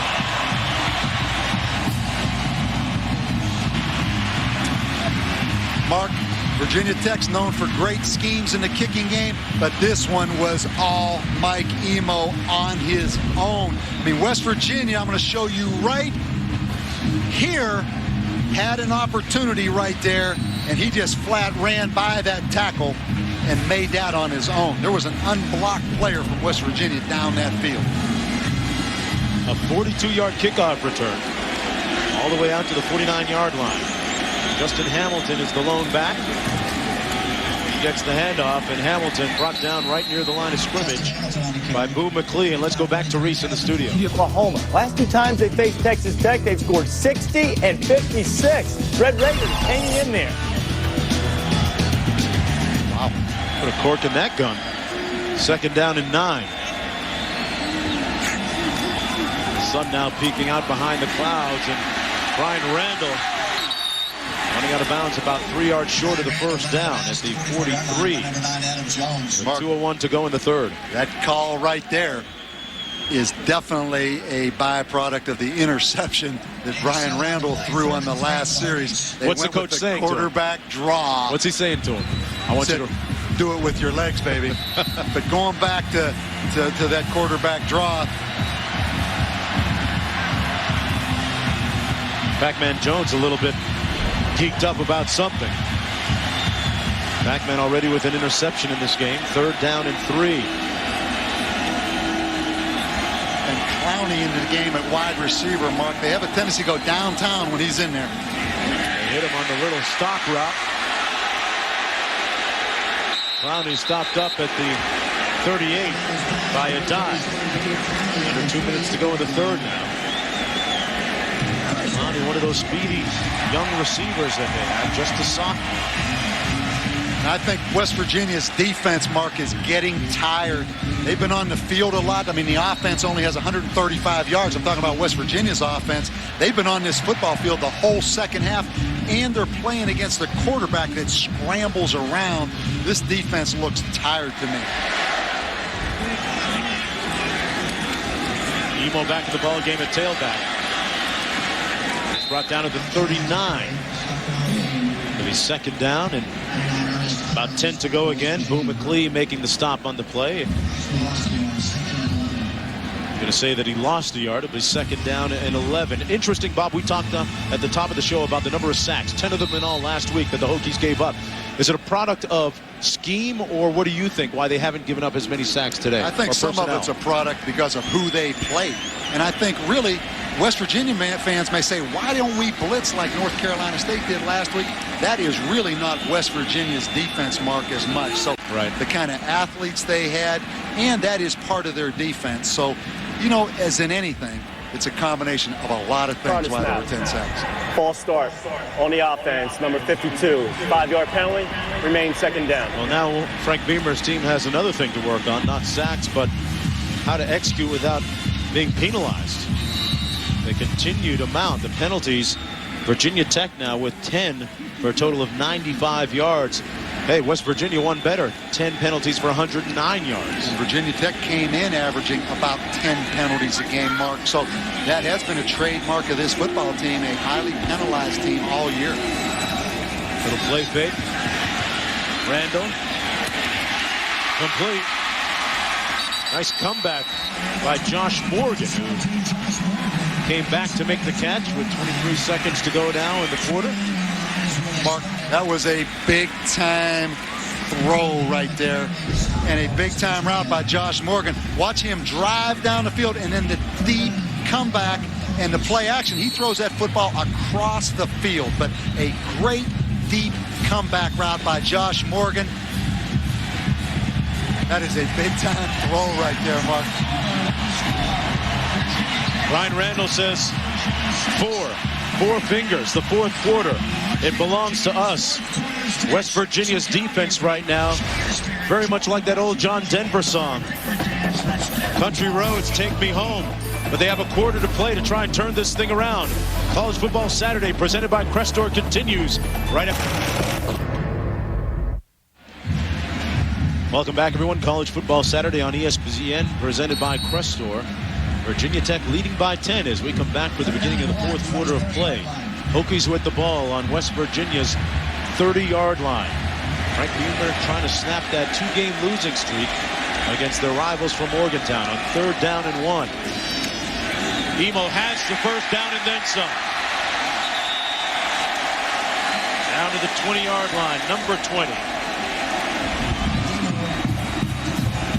And a nice block on the right side by James Miller and John Dunn. Mark, this West Virginia defense we mentioned, they were on the field about 13 out of the 15 minutes in that third quarter. I want to watch this short yardage. Watch Lenore right there, the linebacker, go up over the top. Really give himself up in some ways. An excellent run right there by Emo. Running for a career-high 84 yards, and the leader's still going. Here's the counter to Emo. Collared and broke out of the grasp of the tackler down to the 18-yard line. You know what? Look at the size of Mike Emo. What is he? Maybe generously listed at 5'8". Speaking with him yesterday during the walkthrough, he told me he could actually dunk a basketball. Mark, I heard that conversation. And what makes it tough? Watch Emo right here. Here's big Jeff King. I want you to watch King pull around. He's 6'5", and then you have little Emo at about 5'5". It's hard to find him in there. But the thing you notice, he's not tall, but he is packed. He is strong. 194 pounds on that frame. Randall dropped. Not getting any help from his tight end, Jared Mazzetta. Let's go back to Reese in the studio. A good thing for Barry Alvarez and Brian White, the offensive coordinator for the Badgers, having Davis back, but Stanley did a nice job in his absence. 3rd down and 7. Randall working out of the shotgun after that drop pass by Mazzetta. Blitz coming by the Mountaineers. Oh, they had them caught in the screen, but Emo dropped it. And really good recognition, Mark, by our hometown hero right there, Scott Jerko, sniffing that screen out. But you notice these shotgun snaps have all been a little bit high. The timing, and Virginia Tech, in my opinion, not quite in sync. They had a chance there on 2nd down. Mazzetta, the tight end, dropped the ball. They're still not totally in sync. And this football game is far from over. This is a key field goal right here to make it a 13-point game. Well, we saw Virginia Tech turn it around with a blocked field goal attempt for a touchdown. West Virginia doesn't get to this one, and instead it's knocked through from 35. His 4th field goal of the day for Brandon Pace. Back, shaking off the cobwebs from the potential game winner last week. Back after this. Players, what's in your wallet? Welcome back, everyone, to Lane Stadium in Blacksburg, Virginia. Right now, the home team with the lead. Time now for today's game track, presented by Nivea for Men. Marshall's pass dropped by Pennington. That changed the complexion of the game because the subsequent play, a blocked field goal attempt, and then Fuller racing into the end zone, 74 yards for the score. That opened up the margin for the Hokies, and then it got a little bit more interesting on this interception return for a touchdown on the pick. West Virginia running it back. Eric Wicks. And then a subsequent field goal by Brandon Pace, making it 19-6 with 13:42 to go. You get the feeling Pac-Man, if at all possible, needs to run this kickoff back, Mark, to give West Virginia some field position where this one's going to get. Wants to get his hands on the ball. Adam Pac-Man Jones brought down just shy of the 24-yard line. A speedy return man has actually returned a kickoff, a punt, an interception, and a fumble. 4 different scores, 4 different ways for touchdowns. The native of just outside Atlanta, Georgia. Mark, the last 2 years, West Virginia has only averaged 16 passes per game against Virginia Tech. Obviously, they're going to have to throw it 16 times in this fourth quarter to have any chance to come back. Their lofty, prestigious number 7 ranking on the line. West Virginia off to their best start in 8 years. All of that at risk and at stake. They've got to get something charged up and going here. Marshall charging forward to the 28-yard line. Got about 4 of 5 on first down. When we talk about West Virginia, Mark, they've thrown 13 passes today. They're really not used to, though, people shutting down their running game. Right now, they only have 66 yards rushing. This Virginia Tech defense, we said it all day, up front is really physical. It's going to come down to these wide receivers and the quarterback making plays. K.J. Harris, their top running back, out of the ball game with a knee injury. And this is his understudy. One of a couple with a nice run. That was Jason Colson. Colson passed over Maryland, Syracuse, and a couple of other schools because they wanted him to play defensive back. Instead, he chose West Virginia because they let him play tailback. Mark, he had 108 yards against Central Florida. He's a good-looking player, 6'1", 215. Maybe not quite as big as K.J. Harris, but I like him. They picked up 16 on the last one. First and 10 from their own 45. West Virginia with the ball.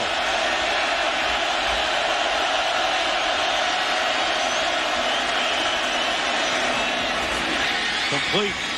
The aforementioned Colson out of the backfield that time. Got about 9. Stopped up immediately by Jimmy Williams. Williams in on the tackle for the Hokies. A Hokie defense that has been stout, impregnable, penetrable for most of the game. They haven't given up a touchdown. Does that mean they've played good defense? You sure you can say that again? Put it in coach's terms for me right there. That means their front's been pretty aggressive. They've been good, Bob. They've been bringing it. Second down and 1. Direct snap and a direct run by Marshall. He could go. Rasheed Marshall. Don't go anywhere. Touchdown, Mountaineers. Forget about throwing it 16 times in the fourth quarter to win. Run the quarterback draw. Rasheed Marshall takes it to the house. Just when it seemed like that defense of the Hokies had figured out totally Rasheed Marshall and the offense, they give up a big touchdown. Mark, this is predetermined. Brian Wright, the tailback, gets a little block right there. And then downfield, Eddie Jackson's going to get a block. But how about on 2nd and 1, a quarterback draw out of the spread offense makes this a 19-13 game. His 22nd career rushing touchdown, his second this season. It's just a 6-point margin right now. Rasheed Marshall, the senior, growing. He's really evolved into a great player. For Doctor if Crestor is right for you. And in part by Nivea for Men. More evolved skincare. Welcome back, everyone, to Blacksburg College Football Saturday, presented by Crestor. You know, Bob, Crestor has gotten my cholesterol down from 233. True story. Crestor has gotten it from 233 down to 170 in just 3 months. But I don't know if it does anything for the coach's blood pressure. You know? I don't know if it helps your blood pressure at all. And I'll tell you what, Mark, you look great. Really? Dude. I feel wonderful. Did I get that right? You did. You did. Just the way I wrote it. You're looking as good as those blood counts are saying. The kick comes down to the 25-yard line, and we have a flag on the play. Came down to Blake Warren, backup linebacker. And West Virginia has new, fresh air in its collective lungs, a new breath, new life. They scored 13 points during the return in the last 6 minutes. In the back of Virginia Tech, number 28, 10-yard penalty from the end run, first down. Hey, Reese, what's North Carolina State? Rainey, just a bit outside. Just over a minute to go. Still tied at 21. I haven't heard from Reese yet on what style of offense he's going to run next year when he gets that head job. But I kind of like Wake Forest offense as well, Mark. I mean, they do a lot of misdirection, keep defenses off balance. Jim Grove's done a great job since taking over down there. First down and 10. Randall on the quick out. What a catch. Wow, Eddie Royal went high, laid out to make the grab just beyond the 20-yard line. Mark, this is a talented young receiver. You see why they call themselves the future, these freshman receivers here at Tech. I mean, that's a heck of an athletic move right there. And you get the feeling with Mike Emo, Eddie Royal, they're the two down-the-field explosive players for Tech. Sets up a 2nd down and 5.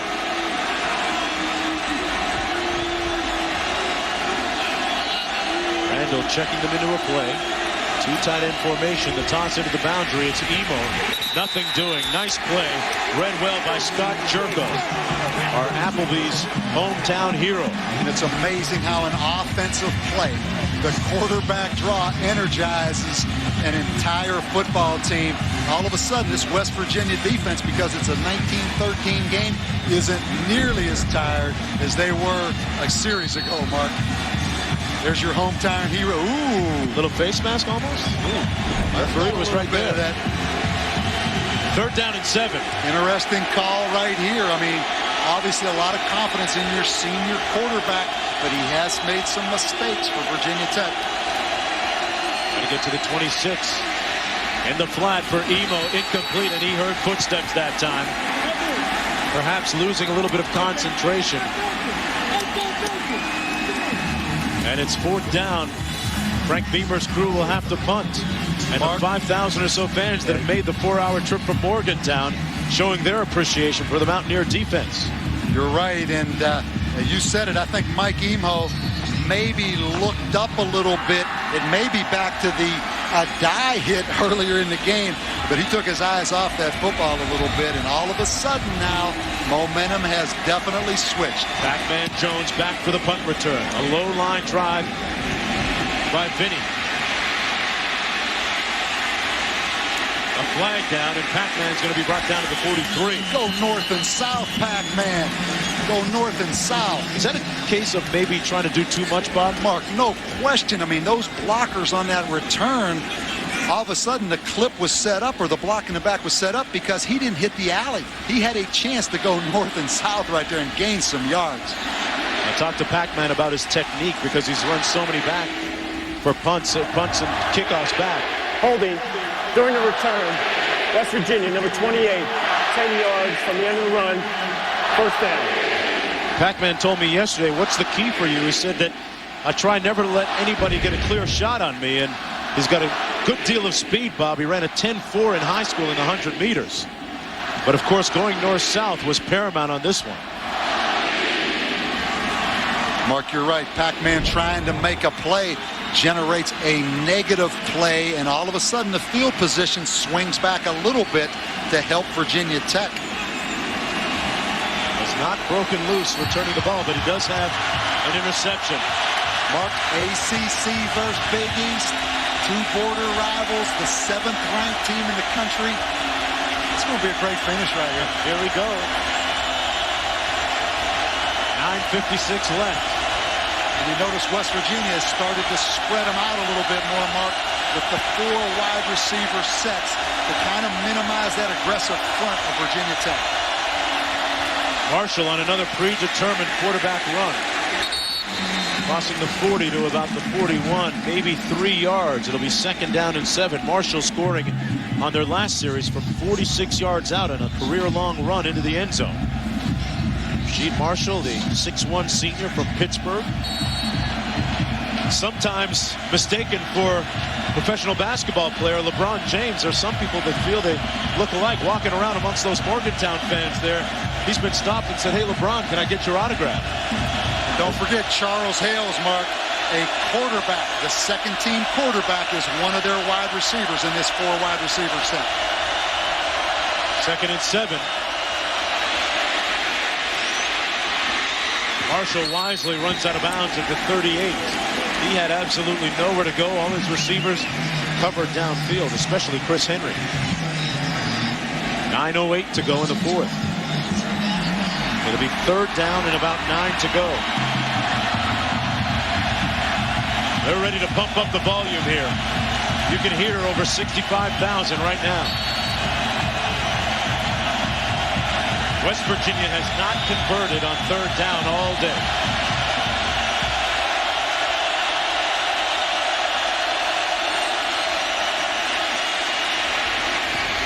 And they won't do it again.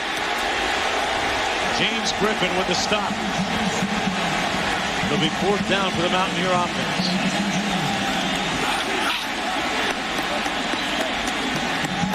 In comes the punt team. That has been the bane of West Virginia. West Virginia, wanted to go to the jailbreak screen, but watch the defensive end drop off into pass coverage right here on the zone blitz. They wanted to jailbreak, but number 95, Jim Davis, who looked like a rusher, dropped off into the throwing lane. Brady's punt meanwhile, Bob, coming down to Richard Johnson at the 10. And Johnson brought down to the 22, a 52-yard punt and a 12-yard return. We'll have more right after this. Chrysler. Inspiration comes standard. Virginia Tech trying to snap a two-game losing streak against their rivals from Morgantown. It's 19-13 with the lead right now. Adam Pac-Man Jones hoping to break a punt return, get his team the lead sometime soon, you would think. 8:21 to go in the fourth. Time running out on a so far undefeated year. 4-0 West Virginia came into this game. West Virginia in an 8-man front. That's the look to throw the football against this defense. Randall going to take off. Forget about throwing. He's going to slide safely at the 35-yard line. Got the first down. Let's go downstairs to Holly Rowe for more on the Pac-Man. Well, guys, you might be wondering why we're calling Adam Jones Pac-Man. When he was a baby, his grandma said he went after the bottle like those little Pac-Men go after their pellets on the video game. He said he's always been known as Pac or Pac-Man. In fact, when he has a baby, he says he will name his baby Pac-Man Jr. His real middle name is Bernard, but he's only been known as Pac-Man. He gets mad when his coaches call him Adam. That's how they motivate him, I guess. Here's Mike Emo. Just shy of the 40-yard line. Adam Lenort making the stop. Mike Emo putting in a good day's work, running 22 times for a total of 89 yards. Mark, you almost get the feel that this game comes down to the will of these two quarterbacks, Brian Randall and Rasheed Marshall. You know, both quarterbacks, the ability to scramble, run with the football. Both guys competitors, very similar styles. You just kind of feel that it's the quarterbacks playing each other, competing against each other in the fourth quarter of this game. Yeah, they've made the big play so far. This is Emo. Right at the first down marker, the 44-yard line, off the handoff, and we have an injured player. Number 52, Jimmy Martin, the 6'5 junior, the starting left tackle, limping off the field. Nice to see him get up. The offensive line should be given a lot of credit this week for the job they've done up front with the success of Emo. Here's a statistical comparison between our two quarterbacks today. But the big one that jumps off the page at you is that one touchdown, a 46-yard scamper by Marshall to bring West Virginia within 6 points. And that's where we are right now with 7:07 to go in the fourth quarter. I'm Mark Jones along with Bob Rowe. Holly Rowe down to the Bob Rowe. That would be Bob Davey and Holly Rowe down to the field. 7:07 to go as they're going to measure now for the first down.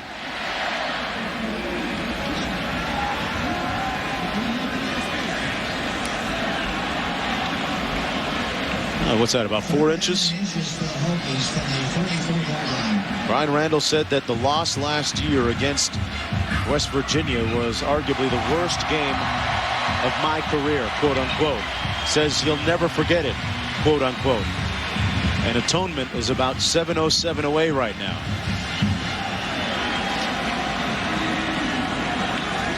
Ball on the 34. Mark, you always worry on defense of selling out on these short yardage situations, and all of a sudden the back pops one. But right here, they're just going to go with the quarterback sneak. Randall got it. Got up to the 45, well beyond the first down marker. And they're going to move the chains. Randall, a talented athlete, mentioned that he played on the basketball team last year, says he won't play this year. And it is a first down. Let's go back to Reese in the studio. Guys, last year Florida had a 33-7 lead on Arkansas in the fourth quarter, had to hang on to win 33-28. I mentioned that because with this Matt Jones to Marcus Monk touchdown, the Hogs have come back from 38-7 down with 1 minute left in the third quarter. It's 38-30, and Arkansas has the ball. Hey, Reese, anyone with the initials M. Jones, you know they can play. First down and 10.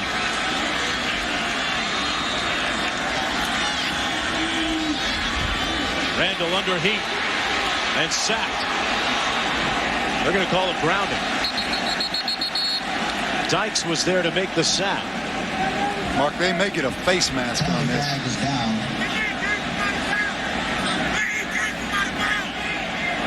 No. Mental grounding. You're right.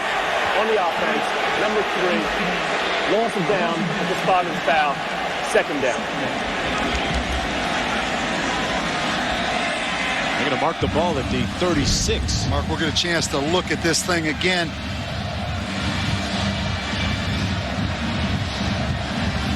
Look both ways, both sides. Nobody there. I think a good call, Mark. Sets up a second down and 19 as a result. And he was outside the tackle box, but that throw never went beyond the line of scrimmage. So you are allowed to down the ball if you're the quarterback or throw it away if you're outside the tackle box, but it must make it to the line of scrimmage. And he's sacked again. Back at the 32. Boo McLean with 6:16 to go. And Randall comes up a little limp. It's third down and about 24 to go now. And this is where field position is really going to be important if they have to force them to punt. Mark, we go back and look at this situation right here. I mean, the ball actually hit the defensive player from West Virginia. So I'm sure if you're Frank Beamer right there, obviously his intention was to maybe throw that football to the line of scrimmage. Now, if his helmet hits it out, is that a fumble? Could have been a fumble. If we look at that again, that would be, if you're Rich Rodriguez, you're looking at it from that perspective. Yeah, but this isn't the Big Ten, so let's forget about the instant replay. From our angle, it appeared as if Randall threw it at the time, but from that angle, the guy's helmet obviously knocked it loose. And Mark, I could see if you were the referee behind there trying to make that call, Randall's arm was, in my opinion, going forward.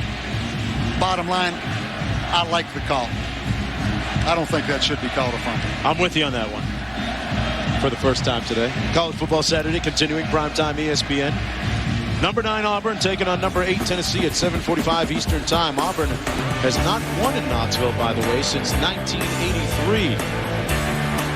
Brett Schaefer going to be coming off the bench as Eric Ainge right there gets the start in this one. This game can be seen in stunning high definition on ESPN HD. And call your cable operator, DirecTV, or the Dish Network today. We saw Schaefer get the start against UNLV, but since that time, it's been Ainge getting the majority of the snaps for the Volunteers at quarterback. Bottom line, Tennessee can line up and run the football. That makes all those decisions so much easier. Mark, obviously a big third down right here from the standpoint of Virginia Tech. Don't turn the football over and create a bad field position situation.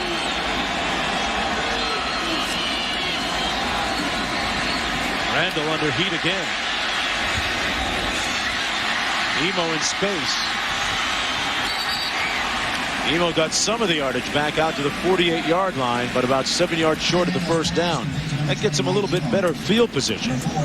But it's fourth down, and Pac-Man Jones walking back to get this punt now for West Virginia. And Mark, we've talked about the struggles of Vinnie Burns, Virginia Tech's punter. Now his first one of the day went for just 11 yards. But their deep snapper, number 62, I'm going to say this again, Travis Conway. Deep snappers don't get much pub, but this guy has as much velocity on these deep snaps as anyone I've seen. Burns standing on his own 32. Pac-Man back at his own 12. Burns gets off one of his better efforts of the day. Nice punt at the 9. Pac-Man Pac-Man on the loose. Hand walking his way down to the 32-yard line. Mark, he is fun to watch now. You can sense the people collectively holding their breath as Pac-Man, with a nice return on that 46-yard punt, he ran it back 23 yards.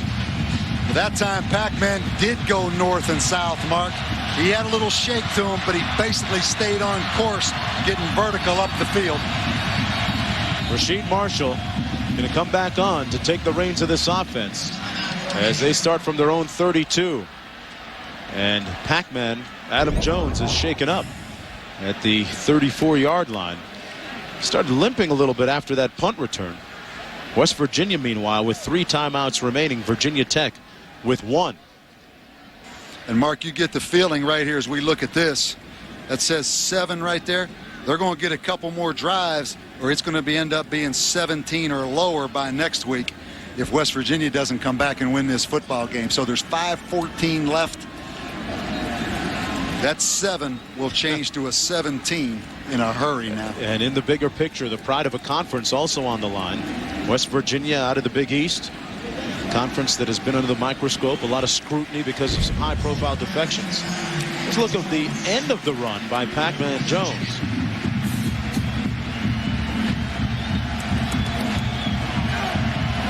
Started to walk off and then took a knee as he left the field.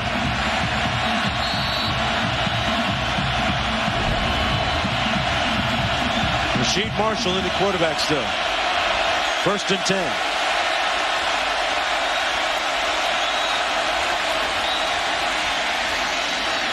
Marshall incomplete.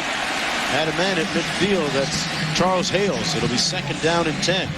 Again, West Virginia going with the 4-wide attack now, Mark, to spread Virginia Tech out, throw the football.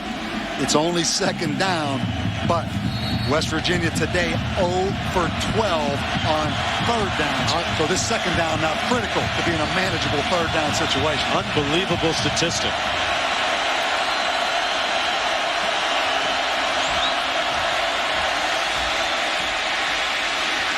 Marshall, incomplete. Into and out of the hands of his intended receiver. Number 6, Eddie Jackson. It'll be 3rd down and 10. Bob, you just said what they've done today on 3rd downs. They have not converted all day. Marshall remembers a couple years ago when they defeated Virginia Tech in 2002. It was a pivotal point for the program. And in many ways, so is this game. That says it all. 0 for 12. 3rd and 10. Keep Rashad Marshall in the pocket if you're Virginia Tech. Don't let him scramble around and make a throw on the run. Make him stay between the tackles to throw this football. Got to get to the 42.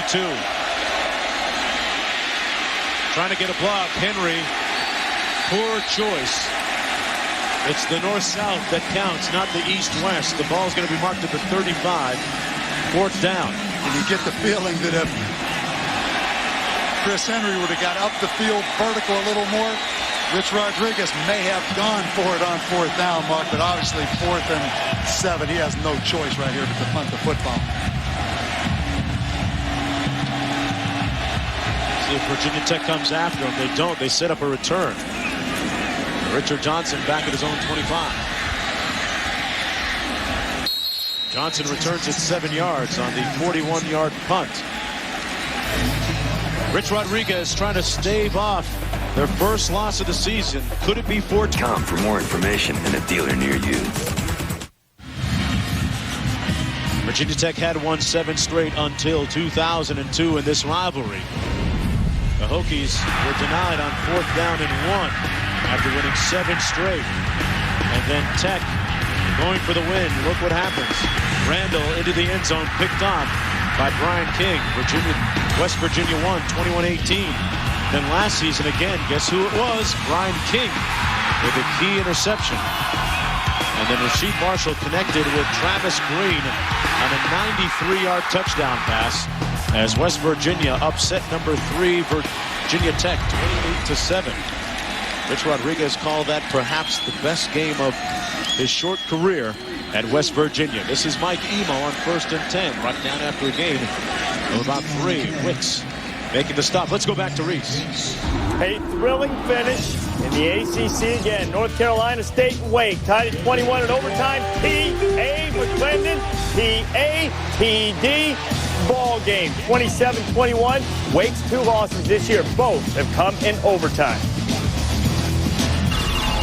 What a wow! North Carolina State, the cardiac kids this year, huh? Last year, winning on a last-second field goal here, potential last one. 2nd down and 8. Emo hit hard at the 37. We got about 4 yards to go for the first down. 3rd down and about, oh, they're calling it 6 to go. Rich Rodriguez has done a wonderful job since taking over 4 years ago at West Virginia. Former player, one of just 17 coaches in Division 1A to be coaching at their alma mater. Frank Beamer, another one. Mark, and we talk so much about the issue of this schedule and West Virginia's talk of what everyone calls is a weak schedule, if you're frank about it. And I think, you know, Rich Rodriguez early in the season was a little bit sensitive about that. You know, tried to defend that schedule. Here in the last week or so, he said, you know what, let's just forget about that. And I can promise you one thing, Mark, all people will care about when all the dust settles, W as in wins, not W's as in who did you play. Bottom line, just win. Right now, number 7 in the nation. But with that said, if you don't play a great schedule, if you lose one, I talked about going from 7 to 17. You may be fortunate that you only dropped to 17, because if you play a schedule that people don't think is really difficult, as long as you win, you're okay. But when you lose one, the bottom falls out. Yeah, a lot of pressure on West Virginia. They carry the hopes of the conference. And as for Rodriguez, there was a lot of pressure on him taking over from Don Nalen, the local legend. Still maintains a residence in Morgantown, the head coach of the program for so many years, elevated it to a certain level. And now it is Rodriguez's turn to be the caretaker and elevate it one more level. 3rd and 5. King in motion. Randall. Nice little touch pass, complete to King for the first down at the 45. A key play for Virginia Tech. Big time play right there by the quarterback, Mark. West Virginia did an excellent job of containing the bootleg. And then you're going to watch Brian Randall right here create and make the play to the big tight end, Jeff King. I mean, that was a huge play on 3rd down and 5 right there. King, the former basketball player, heck of an athlete. And now West Virginia, Mark, will have to use their 2 timeouts here on defense. Back set. Mike Emo having a career day on the ground. Tough sledding between the tackles. Hey, the little guy told me yesterday during walkthrough that you can slam dunk a basketball. I don't call foul on that statement. Or on that headgear. Don't forget, coming up next on ESPN, it's College Game Day Scoreboard, presented by Acura with Reese Davis, my main man Alberts, and Mark May. Also tune into ESPN News for post-game extra, more coverage and reaction from today's game. 2nd down and 4. So you and Trev now are really partners, really tight, right? That's my man. Yeah, I had my back. I got you. Saw it through my way. 2nd and 4. Emo cutting it back again. Down to the 44, and it's going to be very difficult for West Virginia to stay unbeaten after that first down. Good ball security by Emo, too. That's Mike Emo's first 100-plus yard game rushing of his career. And I'll tell you what, Mark, you see the West Virginia fans here. This was our 2nd week here at Virginia Tech in a row. And let's give an applause, really, to Jim Weaver, the athletic director here at Virginia Tech. I mean, these facilities compare with any in the country, as fine as any in the country. They're building onto this stadium right here. I hadn't been to Virginia Tech until last week, since 1984. And I mean, this is an impressive place. There is an Emo. That time brought down. And yesterday, talking about the facilities here, Bob, Michael Vick Hall was pretty nice, too, where we had our meetings. And Michael Vick making a donation to Frank Beamer's program, a former quarterback here. I guess the bigger the donation, the bigger the picture you get on the wall. Is that the way it works? Wow. They put your name on a lot of stuff, right? Has Michael Vick made an impact on this program, though, in this university? Leaving his mark behind. We'll be back with more after this. Back in Blacksburg, and this is the second phase of Lane Stadium's renovation. The end zone was recently completed. Got some new suites coming along, and a new press box, which we'll be thrilled about, and there'll be a new academic center in the lower level as well. So Frank Beamer continues to build his bastion here, and Mike Emo, a vital brick in the wall, down to the 40-yard line with 1:32 to go. And Mark, let's talk about how do you judge the impact that a Michael Vick would have on an entire university. I'm not talking about just this stadium and this press box. I'm talking about across this campus when you talk about academic development, building buildings for academics. I mean, the notoriety that he brought to Virginia Tech. I mean, this was a great place before Michael Vick came here. But let's be honest, he put Virginia Tech on the map nationally, in my opinion. Made some big strides, especially playing for that national championship game back in 1999 in the Sugar Bowl. Unsuccessful in that attempt, but they had made an indelible image on the landscape of college football with that effort. Let's go downstairs to Holly Rowe. Holly? Well, guys, you can notice some guys around the goalpost with these big wooden keys. What they're going to do, they have hydraulic goalposts. They're so worried about the fans storming the field after this big win against their hated rival, West Virginia. They're going to immediately get that hydraulic system in place and get the goalposts down before students can come out of the stands and tear them down. We'll see if it works. We'll see who wins. The guys with the big wooden keys or the fans from the stands. Yeah, Holly, you know, that's an interesting point. Fan safety has been a very key issue in recent years, with some people being unfortunately injured in some of the post-game celebrations. Mark, you talk about fan safety. How about coaches' safety? You start out 29, 40, and 2 in your first 6 years. It's a good thing Virginia Tech was patient, and it's paid dividends by being patient. Brings up a good point. You don't see athletic directors being as patient, I think, in this climate. You got that right, baby. They're down at 6. Emo short of the first down. It'll be 4th down with 1:23 to go. And Mark, there's always decisions. This decision right here is pretty easy, I think, for Frank Beamer, because he has to punt the football right here. He's going to take it down to maybe 1 second left on the 25-second clock and then call timeouts.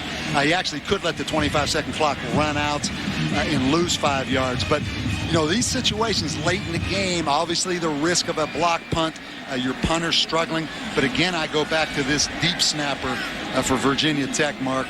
You're not going to get him any block with the velocity he has. Travis Conway gets it back to Vinnie Burns, and Burns hangs it high inside the 20. Pac-Man trying to take it on the run, but instead it'll be down at about the 12-yard line. I'll tell you what, everything Pac-Man does is exciting, isn't it? Yeah. Just get away from it, Pac-Man. You're making me nervous.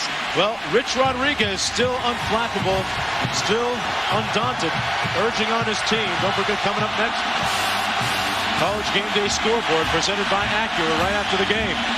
And Mark, go back to the 3rd down play that Brian Randall made, throwing that football to the big tight end King. He created a play. Because of that, West Virginia has the ball, but they have no timeout. So that big 3rd down conversion used a bunch of that clock. It's Marshall's show. 41 seconds to go.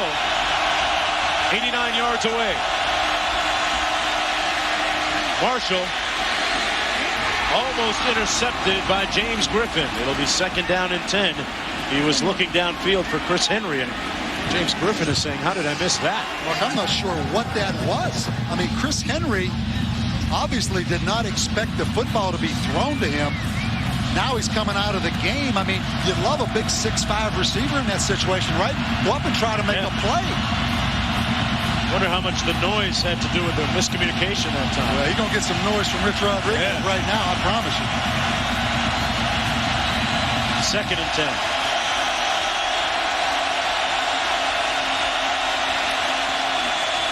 There's the quarterback. Double reverse. Double pass. Hales. Oh! What a catch by Henry. Actually, that's Jackson down to the 43.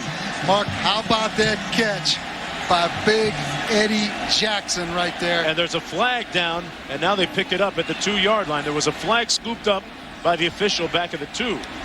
But it appears as if this play is going to stand. You see the official putting the flag back in his pants. Hales threw that pass on the double reverse. Again, Mark. Roughing the passer on the defense. Number 55. 15 yards from the end of the run. First down. Wow, what about that? Wow. So Frank Beamer's collar gets a little tighter. Let's go back and set the stage. 0 timeouts for West Virginia.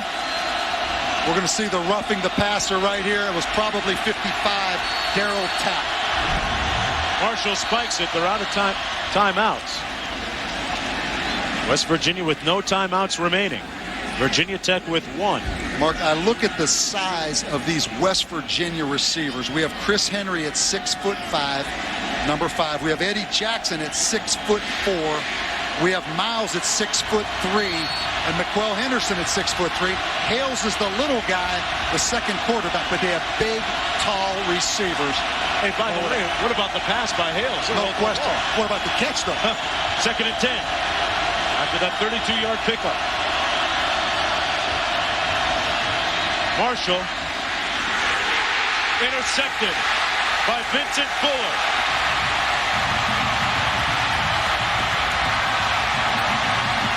Mark, I believe that route was supposed to have been adjusted, and the receiver was supposed to run to the post. And look at Bud Foster. Do you think he's happy? Bud Foster's defense has been incredible today. They put it on lock. Fuller had the blocked field goal attempt returned for the touchdown. Now he seals the deal. Mark, Bud Foster should be happy. He was proud of his defense last week, the way they hung in there against NC State. He should really be proud of them today. But go back to this route. If we let this thing roll right here, I really believe that the receiver right here should have broke back to the post because he's in a leveraged position right there with the defensive back. As a result, Fuller had a beat on it the entire way. Marshall. But give West Virginia credit, Mark. They didn't play pretty today, but they had enough fight in them. Enough fight at them to take this down to the last series of the game to have an opportunity to win. But that number 7 ranking, kiss that goodbye. And this was supposed to be the last roadblock. It certainly proved to be a roadblock towards potentially an undefeated season for Rich Rodriguez and the Mountaineers.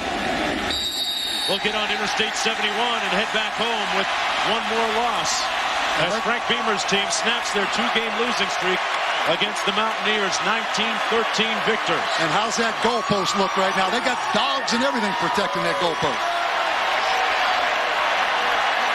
Emo was emoting, was incredible. The final score, 19-13. The Hokies improved the today's scoreboard, presented by Acura. This has been a presentation of ESPN, the worldwide leader in sports. For Bob Davey, Holly Rowe, and the rest of our ESPN crew, I'm Mark Jones. Right now, let's go back to East State.